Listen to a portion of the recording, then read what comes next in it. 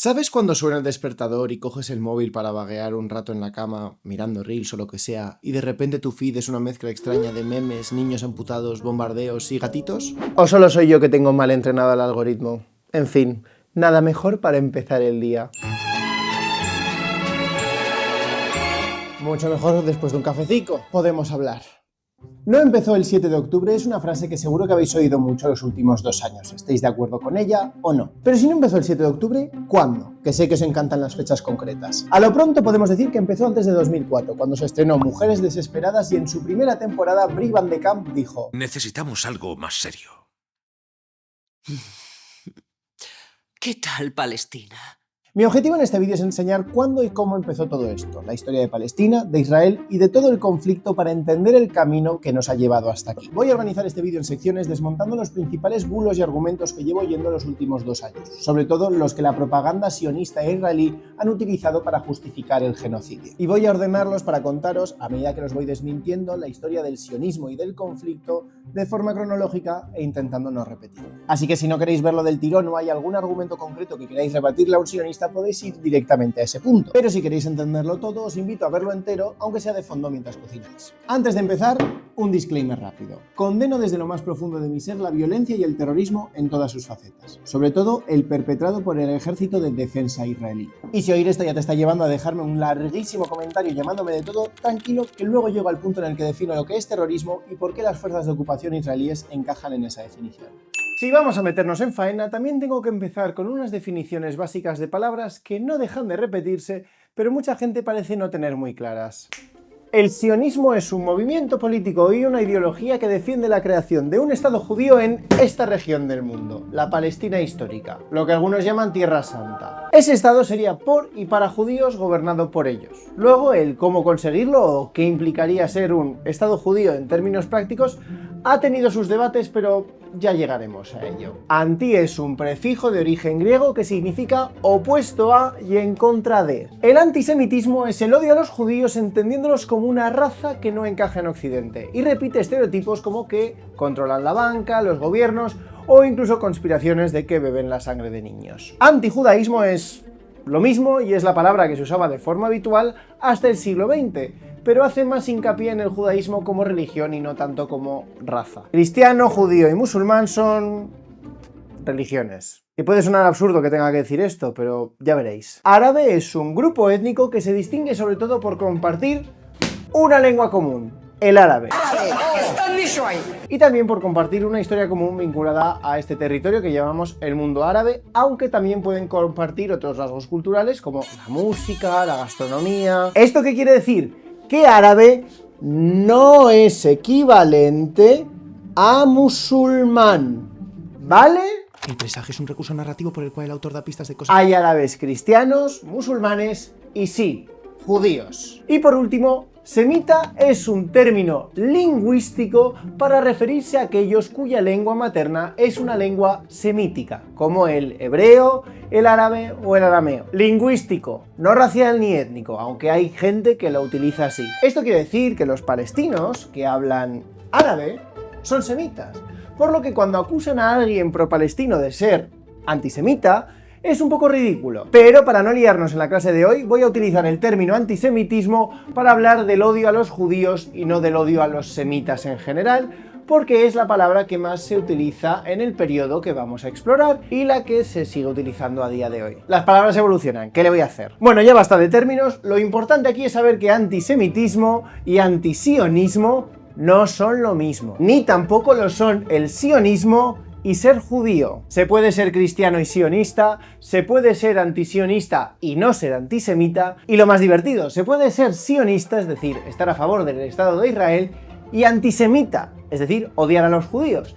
De hecho, vamos a ver que esa es la postura más generalizada a lo largo de la historia del sionismo. Bien, aclarado el glosario, vamos a empezar por el principio. Un momento, porque sé que esta me la vais a decir. Prueba a ir con esas pintas a Gaza, a ver qué te pasa. Los palestinos no te aceptarían. Ese es un comentario estúpido y este es un vídeo de historia, pero sé que va a caer, así que me voy a limitar a citar a Hanan Midan cuando dijo: Juan Alberto, tu abuela tampoco te acepta. No quiere decir que tengamos que bombardearla. Ahora sí que sí, vamos a empezar por el principio. This land Bien, un argumento que no deja de repetirse es que los israelíes son herederos del reino de Judea de hace 2000 años, que fueron expulsados y desterrados por los romanos y que ahora están volviendo a casa. Esta es la narrativa oficial del Estado de Israel, que da la ciudadanía automáticamente a cualquier judío que quiera solicitarla bajo la ley de retorno. Y esa es la historia que se enseña en los colegios e incluso en centros de educación asociados a Israel en otros países. El resumen rápido de la historia sería: la zona de Palestina tuvo históricamente varios reinos judíos, incluyendo el reino de Israel y el reino de Judea. Estos reinos fueron conquistados por grandes potencias como el imperio neobabilonio, que destruiría el templo de Salomón y exiliaría a los judíos a Mesopotamia durante unos 60-70 años, hasta que otro emperador, Ciro, les dejó volver a Judea. Para la época en la que nace nuestro amigo y vecino Jesús el Cristo, la zona de Judea era un estado dependiente del Imperio Romano que sería absorbido como una provincia. El centro del judaísmo estaría en Jerusalén y concretamente en el segundo templo, que se había construido sobre las ruinas del templo de Salomón. Para el año 66 después de Cristo, los judíos se rebelaron contra Roma, pero no les salió muy bien. El emperador Tito saquea Jerusalén y destruye el segundo templo. Empezaría entonces la Gola, el exilio. La única fuente que se ha conservado que describe esta revuelta la escribe Flavio Josefo, un judío que fue testigo de los hechos, pero que también dice que hubo más de 1 millón de muertos en el asedio de Jerusalén y unos 97.000 prisioneros, cuando la población aproximada de Jerusalén en esa época era de unos 60.000 habitantes. Pero es que en esa época a los historiadores les gustaba más exagerar las cifras que a los Javis un Twink. Según el relato que cuenta Israel, sería esta guerra la que dispersaría a los judíos por todo el mundo. Unos 60 años después, en el 132, hubo una segunda revuelta judía, la revuelta de Bar Kokhba, que también acabó mal para los judíos. Dion Casio cuenta que casi toda Judea quedó devastada, se rebautizó Jerusalén y durante un tiempo se prohibió que en la ciudad entrasen hombres circuncidados. ¿Cómo coño lo comprobaban? No lo explica. Policía romana, a ver ese nabo. Si seguimos lo que dice Flavio Josefo, los judíos habrían quedado exiliados después de la primera rebelión, así que no se explica muy bien quiénes quedaron para rebelarse una segunda vez, pero da igual. El caso es que después de estas dos revueltas los judíos quedarían dispersos por el mundo, condenados a vagar. De acuerdo al relato nacionalista de Israel, ellos, y no los palestinos, son los nativos de la tierra. Ellos estarían volviendo a casa después de 2000 años de exilio romano.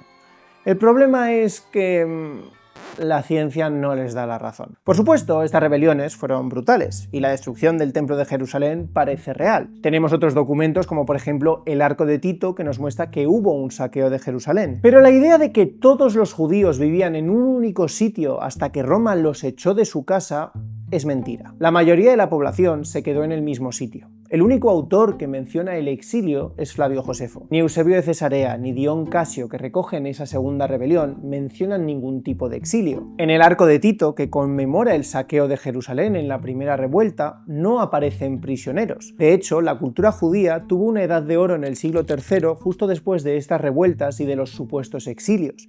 Y en esta época, los rabinos de la zona de Judea, cuando hablan del exilio, se refieren únicamente al exilio babilonio de 800 años antes, no a lo que supuestamente les habían hecho los romanos hacía solo unas décadas. Y es que el mito del exilio judío y la diáspora es bastante posterior. Según historiadores como Israel Jacob Yuval, este mito lo asentarían y exagerarían no los judíos, sino los cristianos, para justificar que Dios había castigado a los judíos por rechazar a Cristo como el Mesías. Un poco en referencia a lo que va a ser la sección de comentarios de este vídeo. Le odiaron porque decía la verdad. Hoy el relato del exilio se le enseña a todos los niños israelíes como parte de la mitología nacional que justifica su estado. Pero incluso los historiadores sionistas saben que es eso, un mito. Uno que se desmiente con la historiografía más básica y que es mejor no examinar demasiado. ¿Pero sabes cómo puedes acabar desperdigado por todo el mundo sin salir de tu casa? Efectivamente con el patrocinador de hoy, NordVPN. Bueno, una VPN ya sabéis lo que es, ¿no? O me toca repetir la clase. Una VPN es, una cosa tecnológica que te permite proteger tu conexión a internet, evitar que te rastreen, proteger tus datos y tus contraseñas. Creo que encripta tu conexión o algo así. Yo doy las clases de letras, a mí no me preguntéis esto. Pero lo que sí que sé es que yo llevo usando NordVPN desde hace 6 años y no me arrepiento de nada. Sobre todo porque aparte de proteger mi conexión, me permite conectarme a miles de servidores en 118 países para, por ejemplo, acceder a contenido que está restringido en mi región o poder acceder a los catálogos de streaming de otros países. Y porque soy un poco torpe y lo de añadir seguridad y doble encriptación para que no me timen me viene de perlas. Porque NordVPN tiene incluso un servicio que te protege de estafas como las tiendas falsas online, que la verdad yo también he caído. Además que NordVPN es facilísima de usar y con solo una cuenta puedo proteger hasta 10 dispositivos, con lo que me da para el móvil, para la tablet, para el ordenador, para la tele. Me faltan dispositivos. Vamos, que es porque no tengo internet en la nevera, que si no lo ponía hasta ahí. Voy a dejar un enlace en la descripción y si entras ahí o utilizas el código PutoMikelVPN podrás tener hasta un 74% de descuento durante 2 años y 4 meses gratuitos. Por menos de 3 euros al mes desbloquearás un internet seguro y cientos de catálogos. Y si aún así esto no te convence, este código te garantiza 30 días para probar NordVPN sin compromiso y si no te gusta, te devuelven el dinero. Así que gracias a NordVPN por patrocinar este vídeo y a vosotros por darle el enlace y ayudarles a que me sigan ayudando. Y ahora, volvamos al vídeo. Vale, pero si no los exiliaron, entonces, ¿cómo acabaron desperdigados los judíos por todo el mundo? Pues la cosa es que el judaísmo se expandió durante siglos como todas las otras religiones. Sí, el judaísmo se originó en el Levante mediterráneo, pero viajó gracias a migraciones voluntarias y también a la conversión. Para la época de Jesucristo, antes de ese exilio, se estima que había unos 4 millones de judíos en todo el mundo, y la gran mayoría de ellos no vivían en una patria judía, sino fuera de Judea, en Egipto, en Mesopotamia, en Anatolia, en Italia, en Hispania. Hoy día se habla de los judíos como un pueblo. De hecho, Israel ha endurecido mucho esa idea de que el judaísmo es algo étnico o casi racial, que se hereda con la sangre. Al contrario que el cristianismo o el islam, que son religiones para todo el mundo y que no están asociados a un linaje, el judaísmo es más que una religión, una nacionalidad, según Israel. Y de hecho, los grandes líderes sionistas han sido más a menudo no religiosos. Hablaré un poco más de esto más adelante. Pero la cosa es que, aunque ese sea el entendimiento del judaísmo hoy, durante mucho tiempo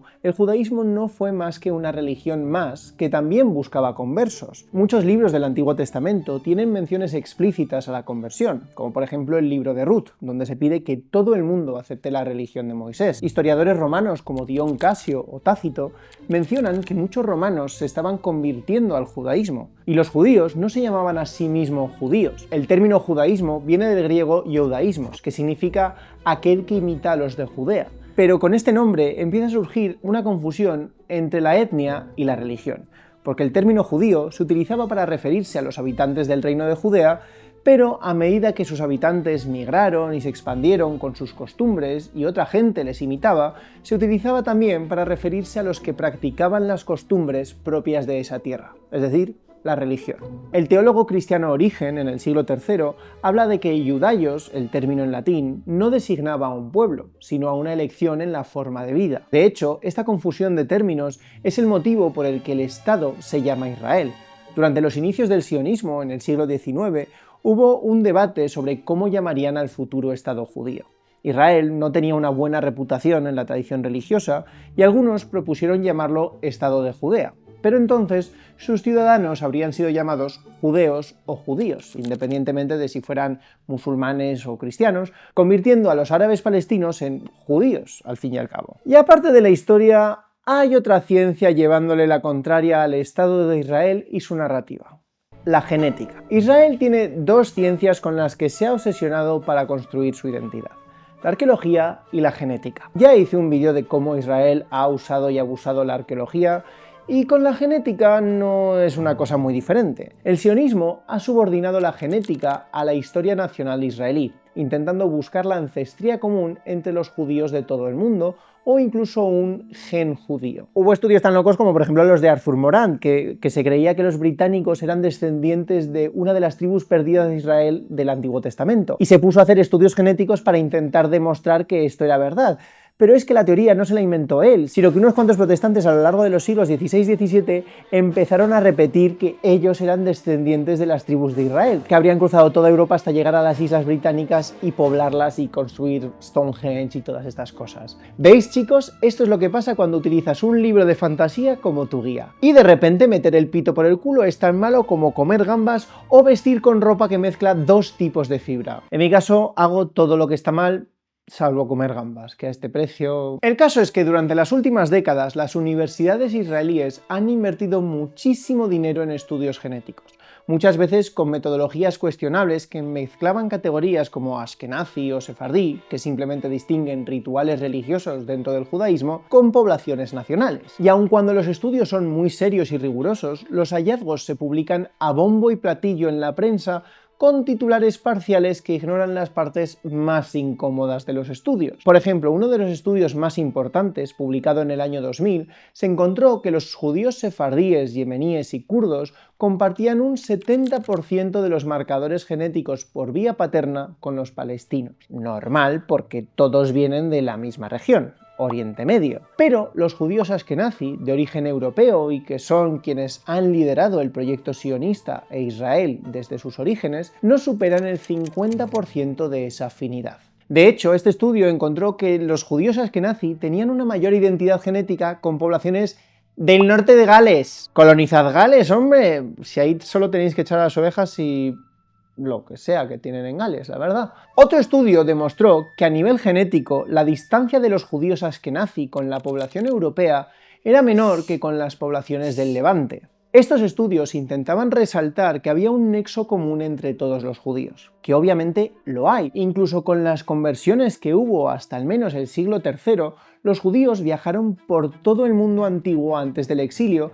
y allá donde fueron se mezclaron con la población local que se convertía al judaísmo. Concretamente, los askenazi tendrían elementos que muestran una ascendencia de Oriente Medio y la zona de Judea, pero sobre todo y principalmente de pueblos del Mediterráneo no semíticos que se convirtieron al judaísmo en esa época de conversiones masivas durante el Imperio Romano y que a lo largo de los siguientes siglos de historia de Europa muchos viajarían al norte y formarían sus propias comunidades. Los siguientes 1700 años de historia de los judíos en Europa muestran una realidad compleja, con cuellos de botella, momentos de mezcla con la población local y luego aislamiento genético del resto de grupos locales, pero también un cierto contacto entre poblaciones judías de distintas regiones de Europa. Estos estudios genéticos para entender la historia del judaísmo son fascinantes. El problema es que a la hora de leer las conclusiones se fijaban mucho en que había elementos de Oriente Medio en la genética israelí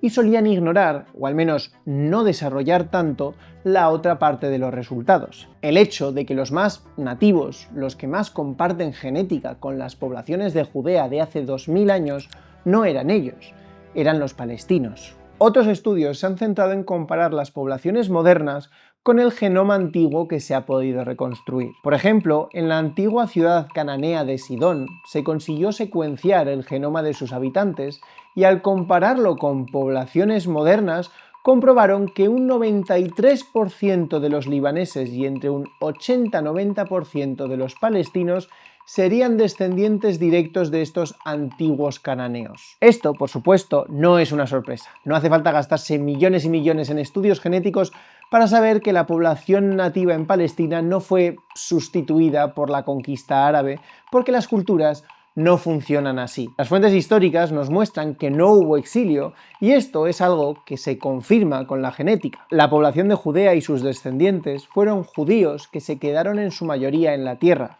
que se cristianizaron y que después adoptaron la lengua árabe y muchos se convirtieron al Islam. Cambiaron la forma de hablar y la forma de rezar, pero nada más. Y aunque esto es lo que demuestran los estudios genéticos una y otra vez, los titulares que llegan a la prensa israelí siempre se fijan en unos pocos elementos del estudio que puedan demostrar que hay un gen judío y un pueblo judío que está marcado no por su fe o sus costumbres, sino por su sangre y su raza. Esta idea es, por supuesto, racista y digna de los nacionalismos más exagerados del siglo XX, pero ahora con un sombrero nuevo para el siglo XXI. No os engañéis, eso El racismo, de siempre con... estudios genéticos carísimos. Pero sigue personificando los mismos estereotipos. El historiador israelí Shlomo Sand, en su libro La invención del pueblo judío, explica cómo la idea de un pueblo judío, tal y como lo entiende Israel, fue una invención del siglo XIX que fue de la mano de una idea de raza judía para dar un origen biológico homogéneo a todos los judíos del planeta. La cosa es que el sionismo ha conseguido a día de hoy vender esta idea de que los israelíes son nativos de la tierra que están volviendo después de 2000 años, y tienes incluso a profesores de Harvard repitiendo esto, cuando ni siquiera las figuras principales del sionismo lo defendían hace 100 años. Lo decía, por ejemplo, Jabotinsky en 1923. Toda población nativa del mundo se resiste a los colonizadores mientras tenga la más mínima esperanza de poder librarse del peligro de ser colonizada. Eso es lo que están haciendo los árabes en Palestina, y lo que seguirán haciendo mientras quede una mínima chispa de esperanza de poder impedir la transformación de Palestina en la tierra de Israel. Lo decía el primer jefe de Estado de Israel, David Ben Gurión, en 1938. No ignoremos la verdad entre nosotros. Políticamente somos los agresores y ellos se defienden. El país es suyo porque lo habitan, mientras nosotros queremos venir aquí y asentarnos. Por supuesto, a lo largo de la historia, los judíos han podido sentir y sienten una afinidad o una conexión espiritual con Tierra Santa, sentirla incluso como una madre patria a nivel espiritual, aunque la historia y la genética demuestren que esto no es nada más que eso, un relato, no una realidad. Todo grupo construye un relato para explicarse a sí mismo y es perfectamente normal, pero ese relato no puede venir a costa de apartar y de quitar derechos a los que ya viven ahí, a los que son nativos de la tierra. Esto es lo que pasa cuando intentas poner la ciencia al servicio de un etnoestado y una ideología que buscan identificar genéticamente al pueblo elegido. Como dice Shlomo Sand, detrás de cada acto de la política de identidad de Israel se extiende como una larga sombra negra la idea de un pueblo y una raza eterna. La realidad es que los descendientes genéticamente del reino de Judea son los palestinos. La población no fue expulsada y la tierra no quedó vacía. Evidentemente, durante estas revueltas de hace 2000 años murió gente y es probable que muchos se marchasen a otras partes del imperio como refugiados. Pero tanto la historia como la genética demuestran que la mayoría de la gente se quedó en el mismo sitio. Hubo nuevas llegadas y nuevos aportes como los romanos, los árabes, los cruzados, los turcos, aportes genéticos pero sobre todo culturales, que hicieron que cambiase la lengua, la religión e incluso la conexión espiritual con un reino o con un texto bíblico, pero no la conexión con la tierra. Los palestinos son descendientes de los habitantes de Judea de hace 2000 años, que muchos se convirtieron al cristianismo primero y al islam después. Para 1948, cuando se fundó el Estado de Israel, los palestinos, que eran musulmanes, cristianos y judíos, llevaban viviendo en la misma tierra durante generaciones, mientras que 2/3 de los judíos sionistas llevaban en el país 5 años o menos. Pero ya vale de hablar de romanos, vamos a hablar de los primeros sionistas.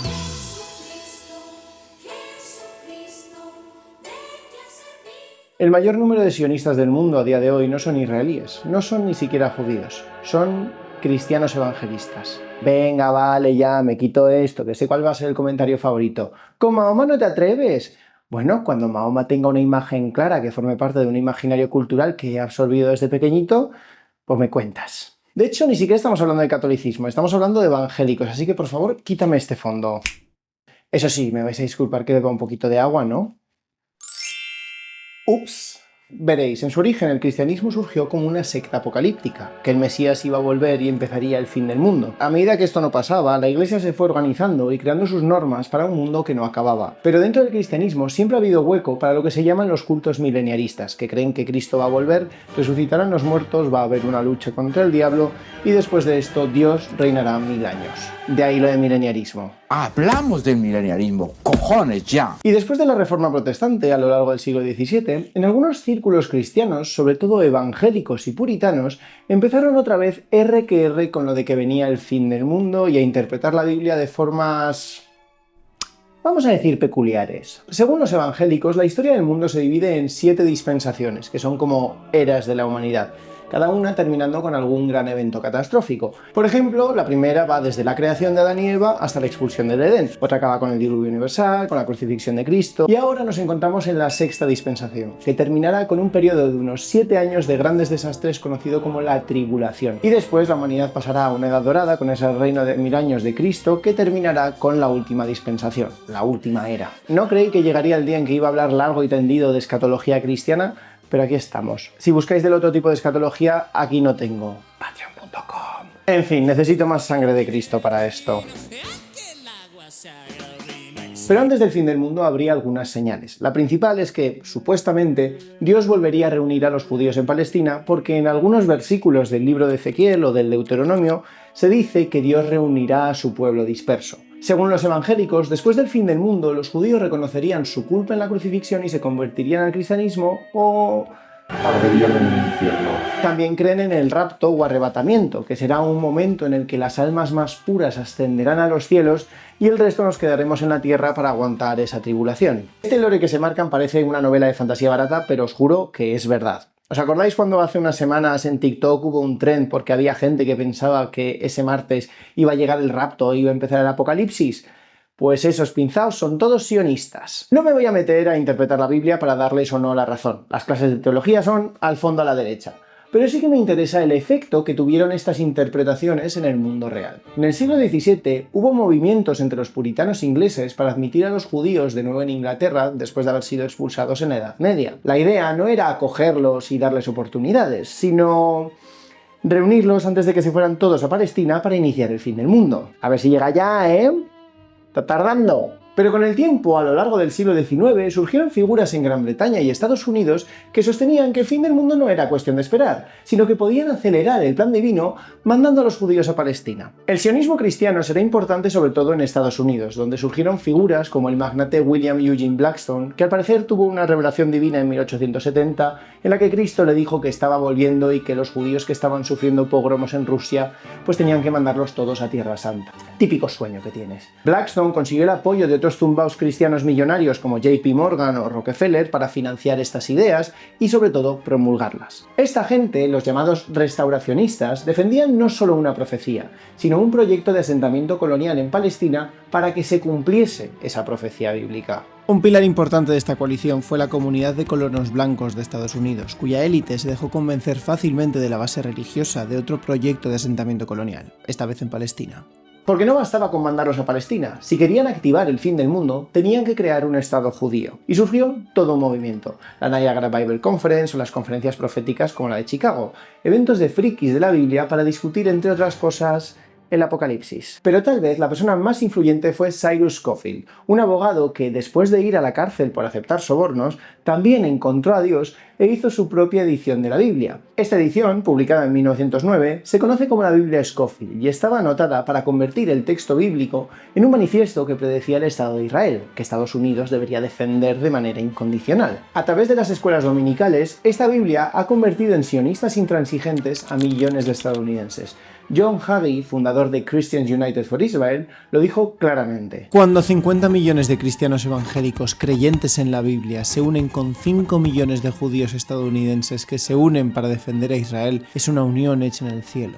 No sé si os dais cuenta de la importancia de esto. La mayoría de sionistas a día de hoy son fundamentalistas cristianos que quieren que todos los judíos vayan a Israel para activar el fin del mundo. De hecho, quieren hacerlo para que dejen de ser judíos o ardan en el infierno. Que no se me ocurre nada más antisemita que eso. O sea, sé que me estoy repitiendo muchísimo diciendo el Apocalipsis, pero es que quiero que quede clarísimo que esta gente está de lulu. Esto no quiere decir que todos los que apoyan a Israel en Estados Unidos lo hagan por profecías bíblicas. Obviamente hay intereses geopolíticos y económicos, de los que hablaré más adelante, y esos tienen un papel muy importante en la toma de decisiones. Pero este fundamentalismo religioso cristiano está en los orígenes de los lobbies sionistas en Estados Unidos, y es importantísimo para manipular las emociones de la masa y convencerles de apoyar el proyecto sionista, incluso cuando ellos no se benefician personalmente. Pero por supuesto, los judíos que son sionistas no lo son porque crean que va a volver Jesucristo y van a convertirse o arder en el infierno.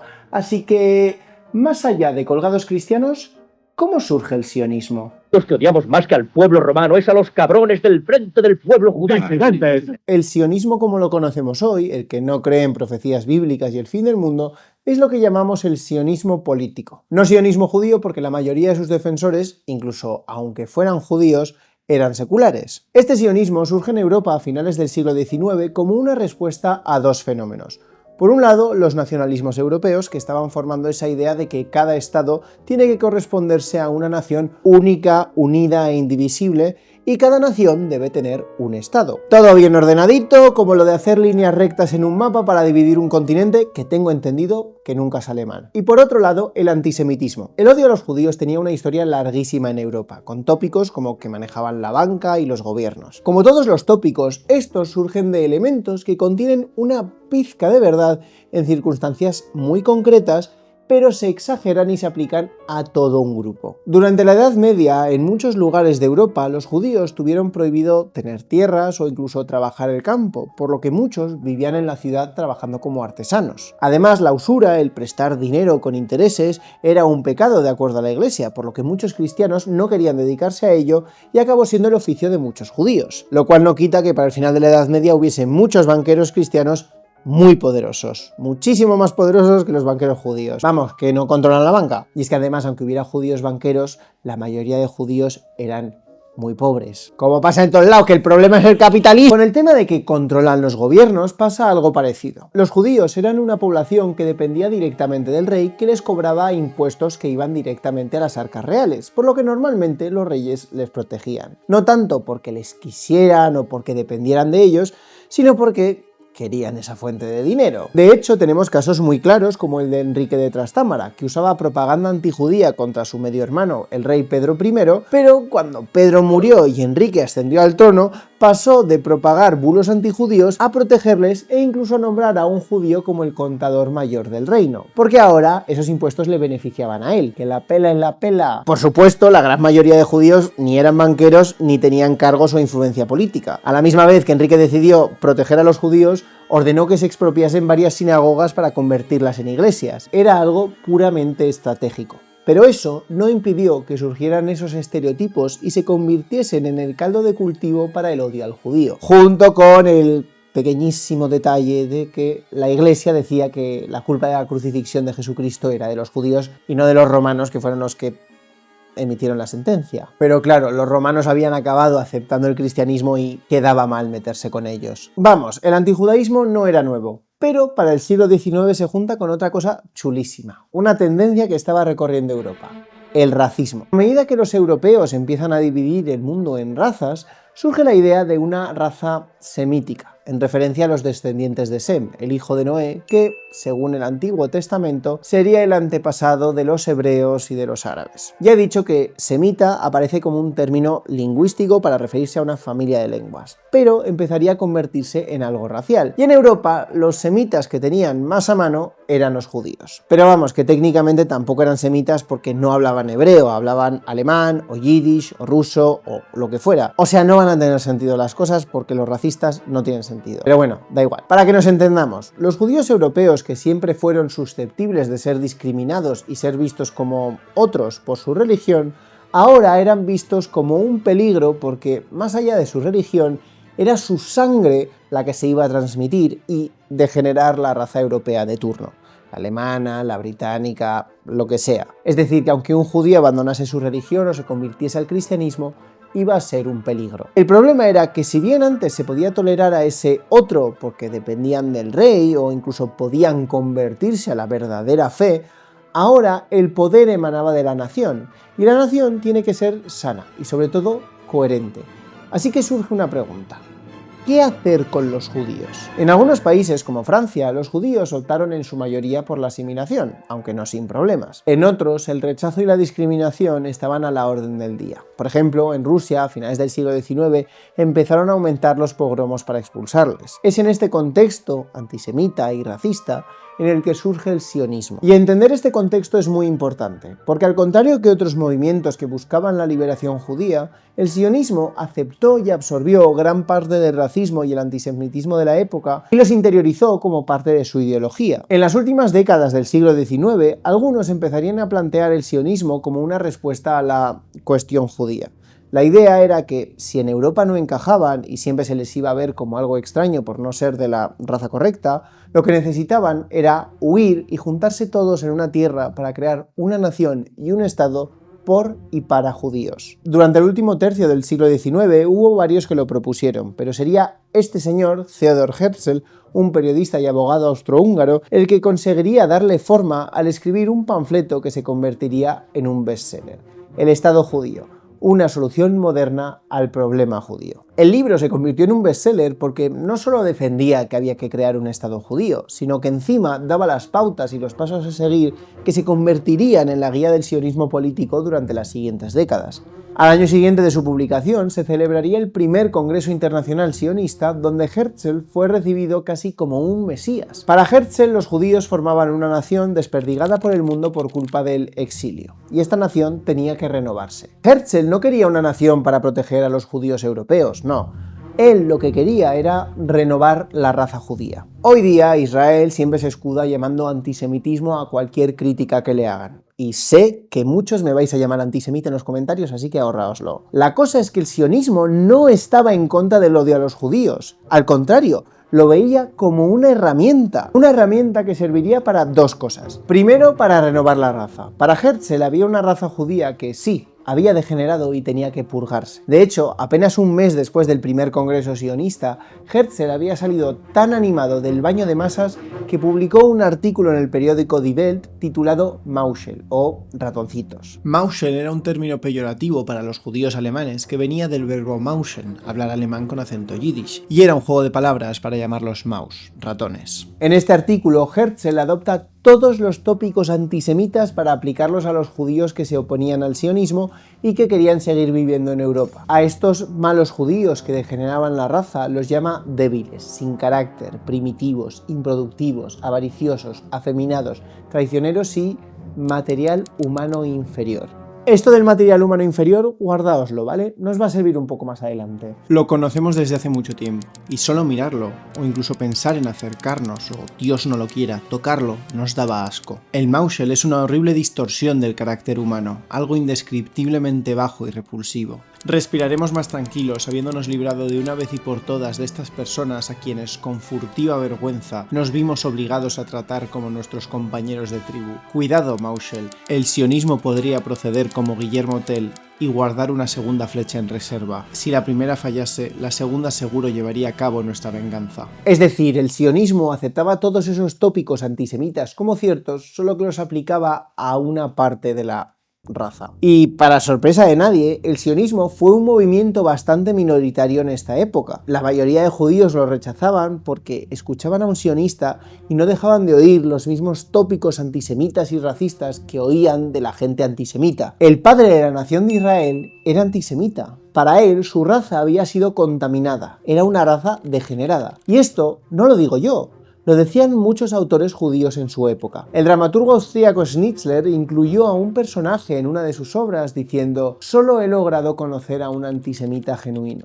Me temo que debo admitir que era un conocido líder sionista». Herzl llegó a presionar para que se disolviera la Sociedad por la Defensa contra el Antisemitismo en Austria bajo el argumento de que los judíos que no pudieran defenderse por sí mismos no merecían protección. ¿Sabéis qué otro antisemita era de Austria? Y no tuvo problemas en pactar con antisemitas declarados como Vyacheslav von Plehve, ministro del Imperio ruso, para que expulsase a los judíos de Rusia, porque según él, si echaban a la gente de sus casas, iban a ir a refugiarse al Estado sionista. El antisemitismo interiorizado no era algo raro en la época. El problema es que el sionismo no fue la antítesis del antisemitismo, o un movimiento que buscase acabar con el antisemitismo, sino uno que decidió manifestarlo y tomarlo por bandera. Otros movimientos judíos de la época, como el Bund, surgieron en el mismo contexto de antisemitismo, pero en lugar de admitirlo como algo cierto, lo señalaban como algo a erradicar. El Bund sostenía el comunismo y la unión de trabajadores como una solución al antisemitismo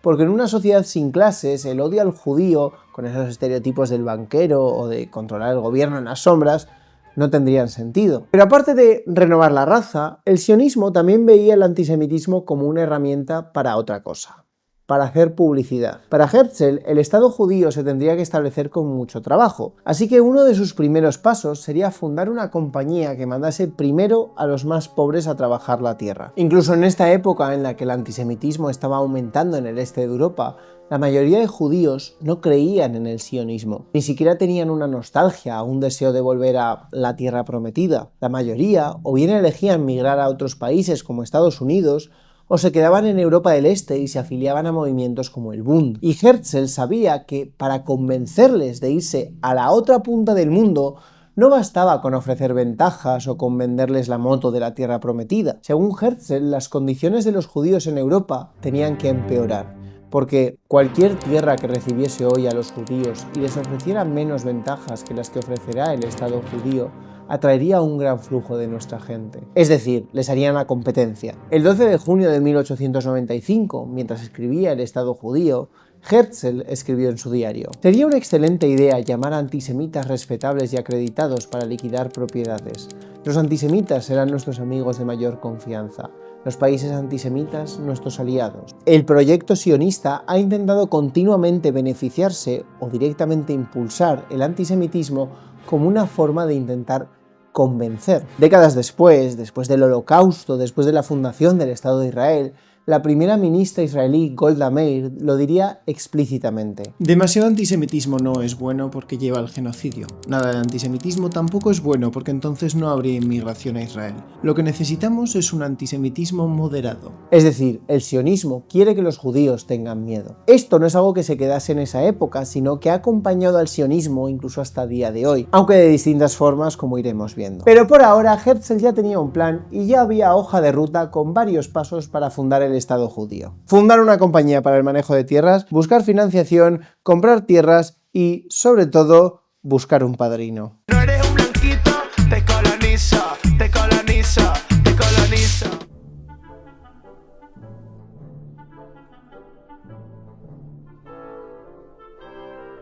¡Oh! Estás ahí. El sionismo es un movimiento y una ideología colonial. Ya he dicho que eso de decir que los israelíes son los nativos y que están volviendo es, en el mejor de los casos, dudoso a nivel histórico, pero que su objetivo era colonizar una parte del mundo era algo que los propios sionistas reconocían abiertamente. La primera banca sionista, fundada en el segundo Congreso sionista para poder financiar el asentamiento y la compra de tierras en Palestina, se llamó la Jewish Colonial Trust. En Palestina se creó la Asociación de Colonización Judía, porque aunque hubiera judíos que quisieran volver a Tierra Santa por alguna afinidad espiritual, algo entendible en una Europa en la que el antisemitismo aumentaba y muchos no tenían a dónde ir, el objetivo del sionismo no era simplemente dar cabida a los expulsados para que pudieran refugiarse. El objetivo era crear un estado por y para judíos. Y esto, en una región con población ya existente, requería de una ocupación colonial que apartase del gobierno y de la toma de decisiones a la mayoría de la población. Por supuesto que ya había gente, era algo evidente. En El Estado judío, esa obra fundacional del sionismo, Herzl dedica un apartado a debatir qué tierra colonizar, si Argentina o Palestina. Y considera que Argentina es una buena alternativa porque es una tierra fértil y escasamente poblada, pero al final se decanta por Palestina por una cuestión de marketing. El propio nombre de Palestina atraerá a nuestra gente con gran fuerza. Si su majestad el sultán nos concediera Palestina, podríamos, a cambio, encargarnos de gestionar las finanzas de Turquía. De esta manera formaríamos parte de una barrera defensiva de Europa frente a Asia, un bastión de la civilización contra la barbarie. Como estado neutral mantendríamos relaciones con toda Europa, la cual tendría que garantizar nuestra existencia. Y esta es la clave. Desde el principio, el sionismo se ha adaptado a buscar un padrino en Occidente según evolucionaba el tablero geopolítico. Cuando surgió el sionismo, el Imperio Otomano estaba empezando a decaer, así que el objetivo era presionar a alguna potencia europea para que negociasen por ellos con el sultán y que les dejasen asentarse en la provincia de Palestina. Herzl estuvo persiguiendo durante meses a oficiales prusianos para poder reunirse con el Kaiser. Llegó a perseguirle hasta Turquía para intentar convencerle de que les apoyase políticamente. Eran como ese niño repelente que viene con su padre para que les dejes jugar un rato y de paso que les des la pelota, tu Game Boy, tus calzoncillos, y de repente no es un rato, sino que te has quedado sin nada. Y cuando el Kaiser dejó de ser un apoyo útil, el sionismo se centró en buscar apoyos entre los políticos británicos, sobre todo entre aquellos que ya estuvieran influidos por el sionismo cristiano. En Reino Unido, el mayor apoyo fueron los políticos que, efectivamente, vieron el sionismo como algo estratégico, una forma de colonizar una parte del mundo ahora que el Imperio Otomano estaba decayendo. Herzl vendía que un Estado judío aportaría un elemento de estabilidad a la política asiática. ¿Y cómo está yendo eso? Pero es que ni siquiera el objetivo del sionismo fue siempre Palestina. Aparte de la alternativa de Argentina, estuvo Uganda. Joseph Chamberlain, secretario de Estado para las colonias, llegó a ofrecerle a Herzl crear el Estado judío en Uganda, prometiéndoles que tras 5 años podrían obtener autonomía con el nombre de Nueva Palestina.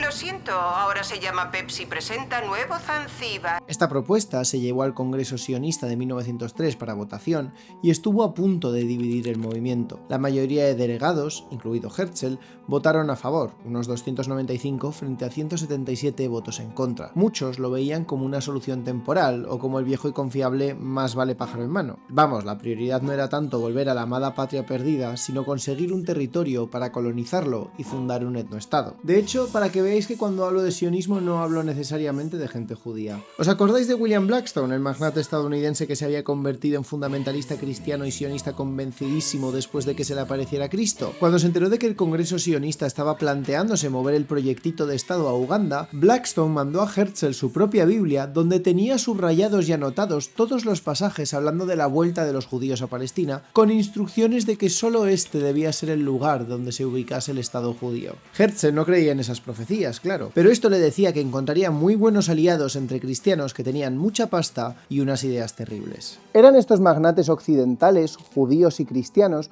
los que permitieron y animaron una colonización en Israel. En el caso de los magnates británicos, el incentivo era sobre todo estratégico, pero en el caso de los estadounidenses pesaba mucho más el creer en profecías bíblicas. ¿Qué pasa? ¿Os creíais que lo de que los yanquis estuvieran zumbados era una cosa de ahora?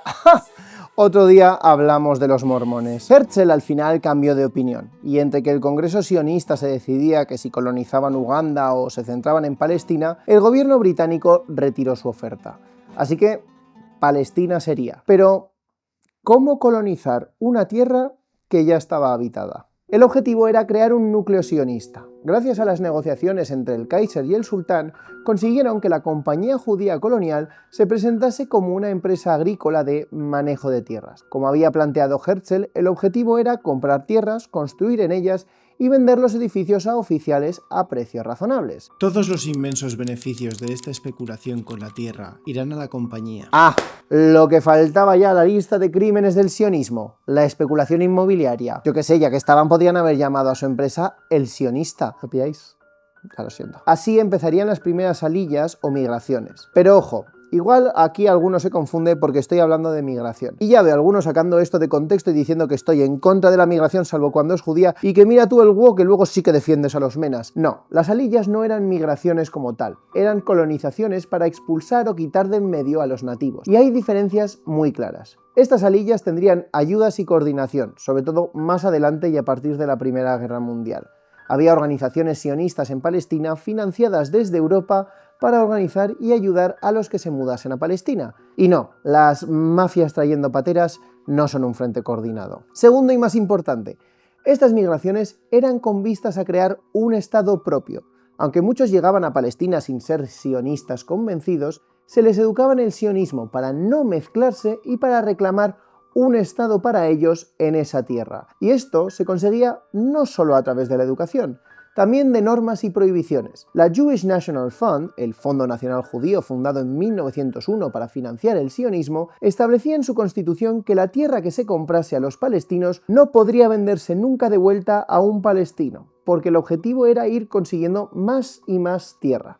También tenían prohibido contratar a árabes palestinos, aun cuando la mano de obra palestina fuera más barata, porque lo que querían era construir su propia sociedad al margen de los palestinos, controlando ellos los recursos. La mayoría de la tierra era de grandes terratenientes que vivían en otras partes del Imperio Otomano y tenían a labradores palestinos contratados. Así, lo que pasaba era que llegaban los sionistas con dinero desde Europa, compraban tierra a estos grandes tenedores y echaban del trabajo a los campesinos palestinos que en muchos casos tendrían que emigrar para buscarse una nueva vida. Esto es lo que hace que no sean migraciones, sino oleadas de colonización. Querían construir su sociedad al margen e ir expandiéndose a expensas de los nativos, no con los nativos. Pero por mucho que compres, ¿qué haces con la gente que ya está ahí? Los sionistas propusieron distintas alternativas, sobre todo en estos primeros años. Arthur Ruppin, sionista moderado, nacido en Alemania y uno de los fundadores de Tel Aviv, veía que los judíos establecerían un gobierno sionista en Palestina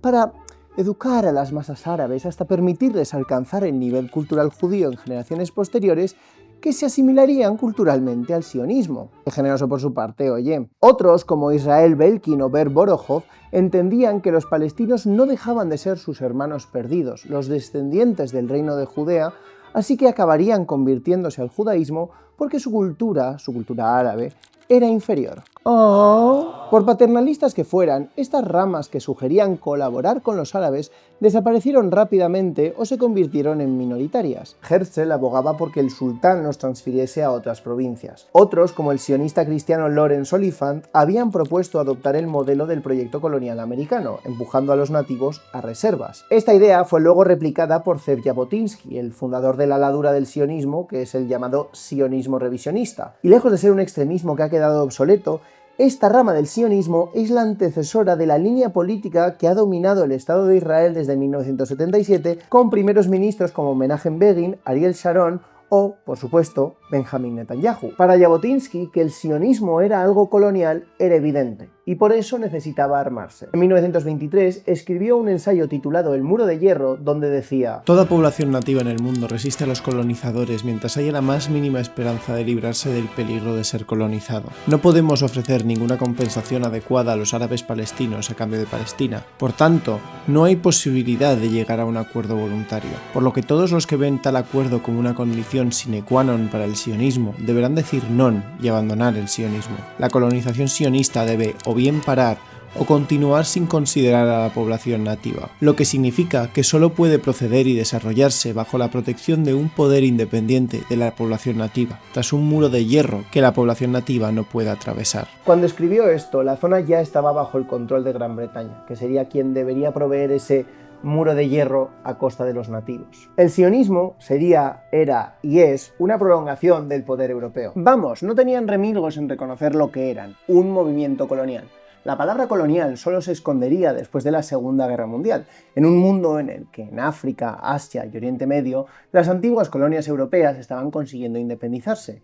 Pero no es algo que Israel haya abandonado como práctica. Poco después de ese primer ensayo, Jabotinsky escribiría: el sionismo es una aventura colonial y por tanto se sostiene o cae por la fuerza armada. Jabotinsky sería un gran admirador de Mussolini, de hecho sus seguidores le llamarían el Duce. Jabotinsky no era simplemente un pirado o algún extremista dentro del sionismo. Aunque al principio del proyecto sionista hubo alternativas, el sionismo siempre iba a acabar llevando a lo mismo, porque necesitaban crear una mayoría judía en una tierra que no la tenía, y para eso necesitaban dar respuesta a un problema que ellos mismos habían creado, porque si el sionismo había surgido en una Europa donde se planteaba la cuestión judía, ahora los sionistas que llegaban a Palestina hablaban de otra cuestión, la cuestión árabe.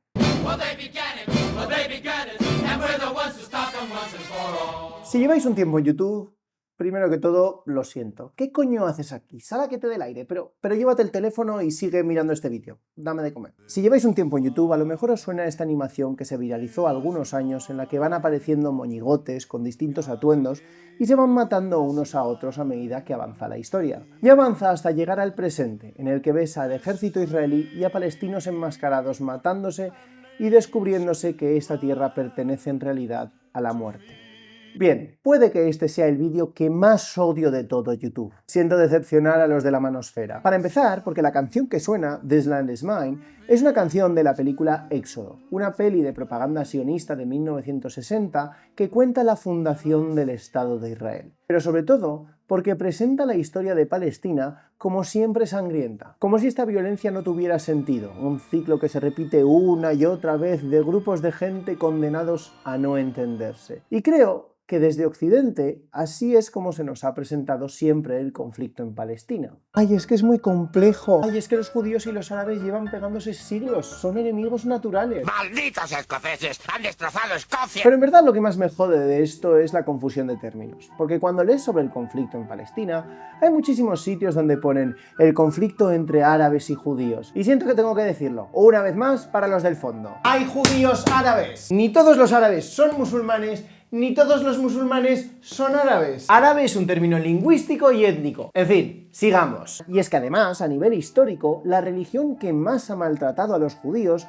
no es el Islam, sino el cristianismo, y eso sin meterme en el Holocausto. En la mayoría de reinos islámicos desde la Edad Media, los cristianos y los judíos eran entendidos como dhimíes, gente del libro, grupos protegidos que tenían un estatus semiautónomo y vivían bajo sus propias leyes y autoridades. Los dhimíes pagaban un impuesto especial, la jizya, pero, por ejemplo, no pagaban el azake, un impuesto entendido como una obligación puramente islámica. Esto no quiere decir que fueran todo ventajas, ni mucho menos una utopía de todas las fees viviendo en paz y armonía. Había discriminación y, por supuesto, había tensiones. Y ha habido periodos de la historia donde algunos gobiernos persiguieron activamente a estas minorías de una forma mucho más explícita. Por ejemplo, en la historia de Al-Ándalus, muchos judíos ocupaban puestos de responsabilidad en el gobierno durante el califato de Córdoba, pero cuando la península fue conquistada por los almohades, instauraron una política de persecución contra cristianos y judíos para obligarles a convertirse al Islam, algo que el Corán prohíbe explícitamente. Lo que quiero decir con esto es que no existe un choque de civilizaciones, y de existir, quien ha causado más problemas al judaísmo, históricamente hablando,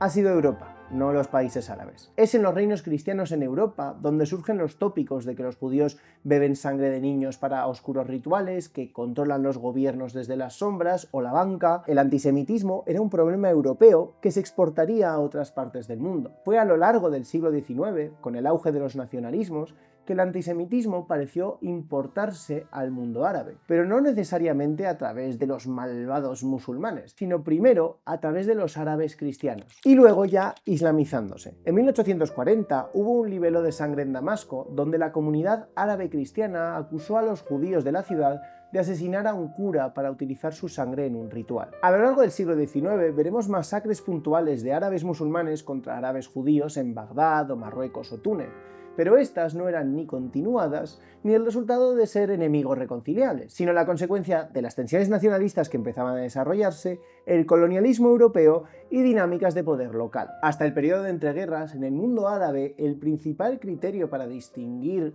judíos y musulmanes era la religión, y simplemente como una característica identificativa, no como una división entre dos culturas incompatibles. En el mundo árabe no se entendería a los judíos como una raza, como se estaba empezando a hacer en Europa, así que no había una cuestión judía, no había un miedo a que los judíos pudieran degenerarles. Por supuesto, había tensiones y el mundo árabe era muy amplio, no era igual para los judíos en Bagdad que en Libia. Vale. ¿Y en Palestina? Pues Palestina tenía una población judía bastante mixta. Hacia la segunda mitad del siglo XIX, antes de que empezase el proyecto sionista, Palestina era una zona árabe de mayoría musulmana. Un 20% de la población era cristiana y había unas decenas de miles de judíos viviendo sobre todo en las ciudades que formaban menos de un 5% de la población.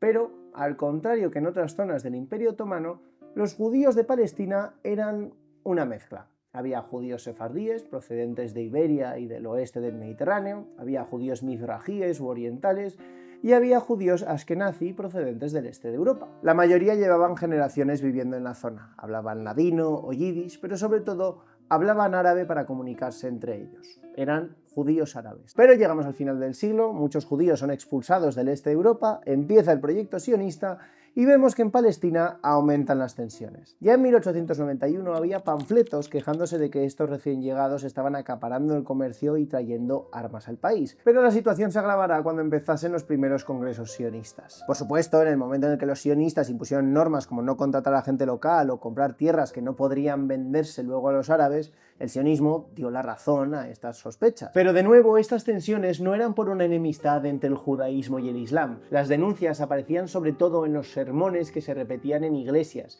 y en los periódicos nacionalistas árabes que estaban controlados por cristianos. Por ejemplo, el periódico Al Carmel se fundó para combatir el sionismo, y el publicista francés Edouard Drumont, fundador de la Liga Antisemita de Francia, también financió algunos de estos periódicos en el mundo árabe. Vamos, que no es un odio radical. Además, la tensión tampoco era contra los judíos que llevaban viviendo ahí generaciones, sino contra los colonos recién llegados, porque resulta que estaban llegando no para vivir en un país, sino para crear uno propio, al margen de los nativos.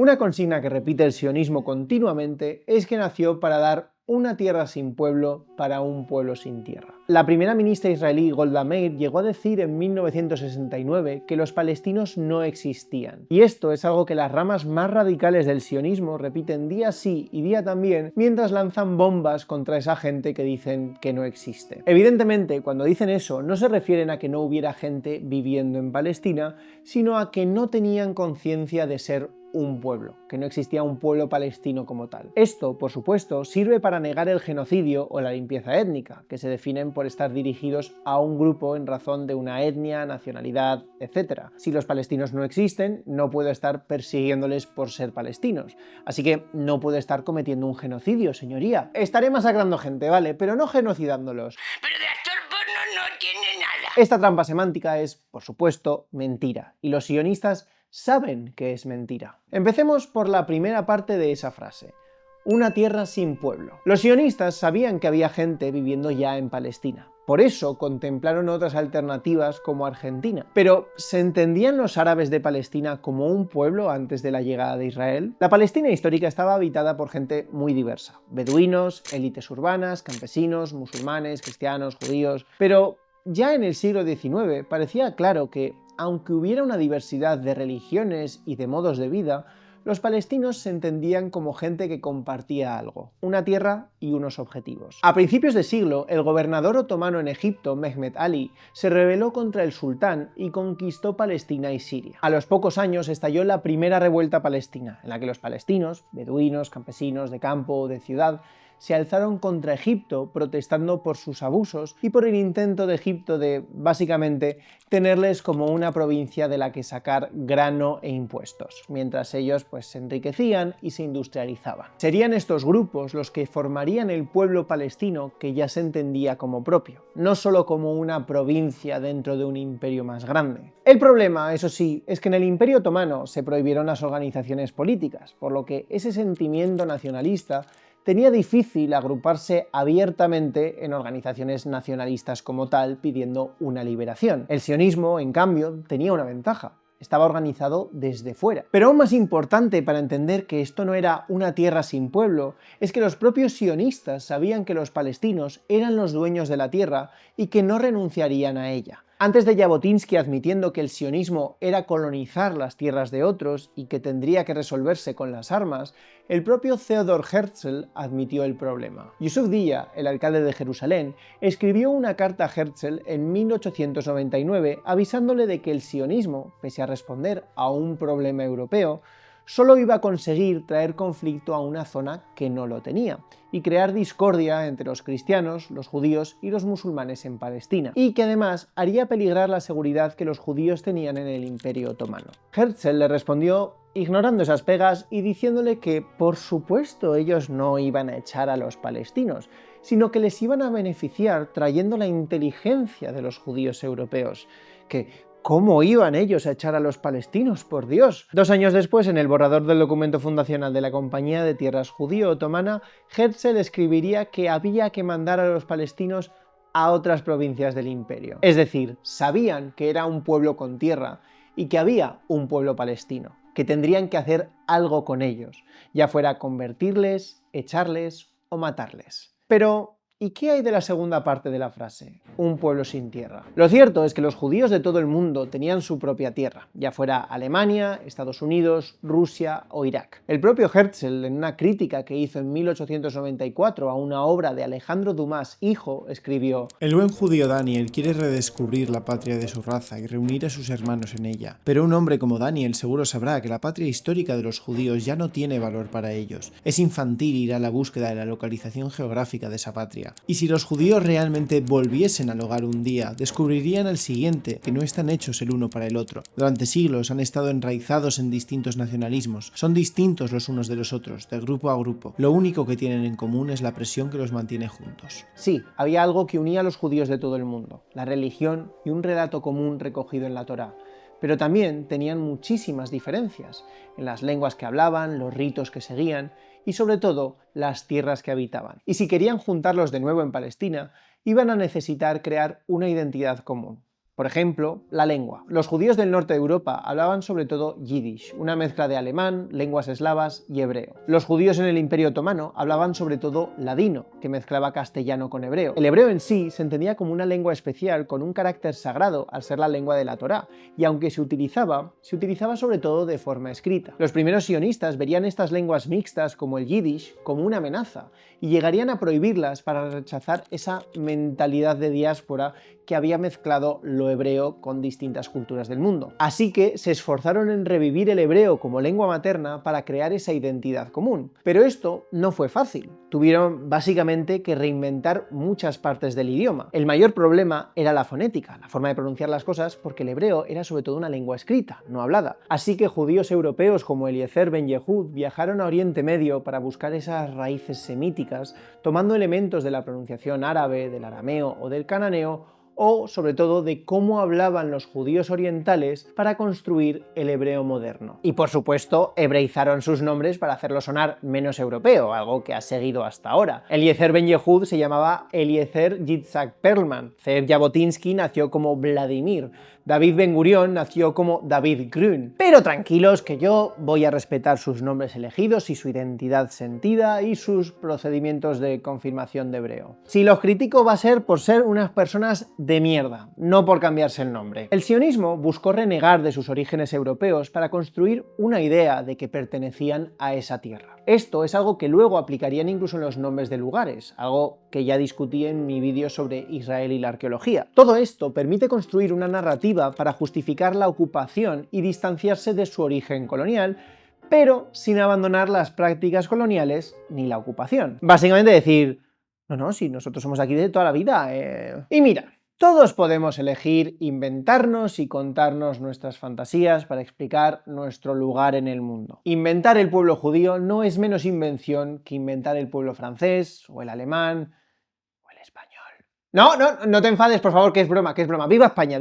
Pero sigue viendo este vídeo que esto es importante, por favor. Todo esto de crear normas en torno a la lengua, a la cocina o a los nombres es una manera de crear constructos para dar orden a las muchas incongruencias del mundo. El problema es cuando tu constructo se asienta sobre una tesis supremacista, algo en lo que es muy fácil caer cuando tienes un libro mágico diciendo que eres la princesa favorita de Dios y cuando surges en Europa a finales del siglo XIX, ¿para qué nos vamos a mentir? Pero llevo ya un rato usando palabras que dan muchos puntos en el Scrabble, hablando de tierras sin pueblo, pueblos sin tierra. Chicos, esto no sé qué hacer. Es un tema muy complejo, es muy complicado la cuestión. Así que vamos a solucionarla de la forma más justa posible, con un concurso. Buenas noches y bienvenidos a ¿Quién quiere esta tierra? El concurso en el que nos repartimos territorios del mundo. Un poder colonial cae, otro se alza. Hoy nos rifamos la joya de la corona, Palestina, la tierra santa, la tierra prometida, que su larga historia nos lleva a pensar que esta tierra es una ruina. Este rincón del Mediterráneo goza de una excelente salida al Mar Rojo y está convenientemente cerca del nuevo y flamante Canal de Suez. ¿Quién decidirá qué se hace aquí? ¿Serán los palestinos los que voten? ¿Los judíos de Europa del Este? ¿Mi vecina Concha que ha visto un TikTok? Bueno, sin más dilación, presentemos a nuestros dos últimos concursantes, Gran Bretaña y Francia. Bien, la última ronda ha sido espectacular como pocas que yo he visto en esta Primera Guerra Mundial. ¿Perdón? ¿Qué pasa? ¿Lo has llamado Primera Guerra Mundial como si fuera a haber otra después? Oh, estamos en 1916, no te preocupes por eso ahora. Gran Bretaña, tu estrategia de tratar de convencer a los árabes de levantarse contra las autoridades otomanas parecía arriesgada, pero ha surtido efecto y el Imperio Otomano ha tenido que abandonar la partida. Ahora parece que este territorio puede ser de cualquiera de vosotros. ¿Gran Bretaña y yo hemos llegado a un acuerdo? Me encantan los acuerdos, siempre quedan todos muchísimo más contentos. No hay más que ver lo que hicisteis con el reparto de África, que ha quedado perfecta. Y bien, ¿qué habéis acordado? Nosotros nos quedaremos con el norte de Siria y el Líbano, y Gran Bretaña se quedará con Palestina, Irak y Transjordania. Es trans, aunque igual para que no se enfaden los rancios podéis llamarla Jordania secas. Muy bien, de acuerdo, pero hay cuentas que saldar. Gran Bretaña, en la última ronda ya habías utilizado el comodín de la llamada para prometer cosas a los líderes árabes a cambio de su rebelión. ¿Puedes recordarnos qué les prometiste? Well, les prometí países árabes independientes en todas las zonas liberadas de los otomanos. Bien, ¿y cómo vas a compaginar eso con el acuerdo que acabas de hacer con Francia? Oh, darling, no digas tonterías. Podemos hacer un protectorado. Les damos autonomía, pero no independencia y ya veremos luego. Oh, bueno, entiendo.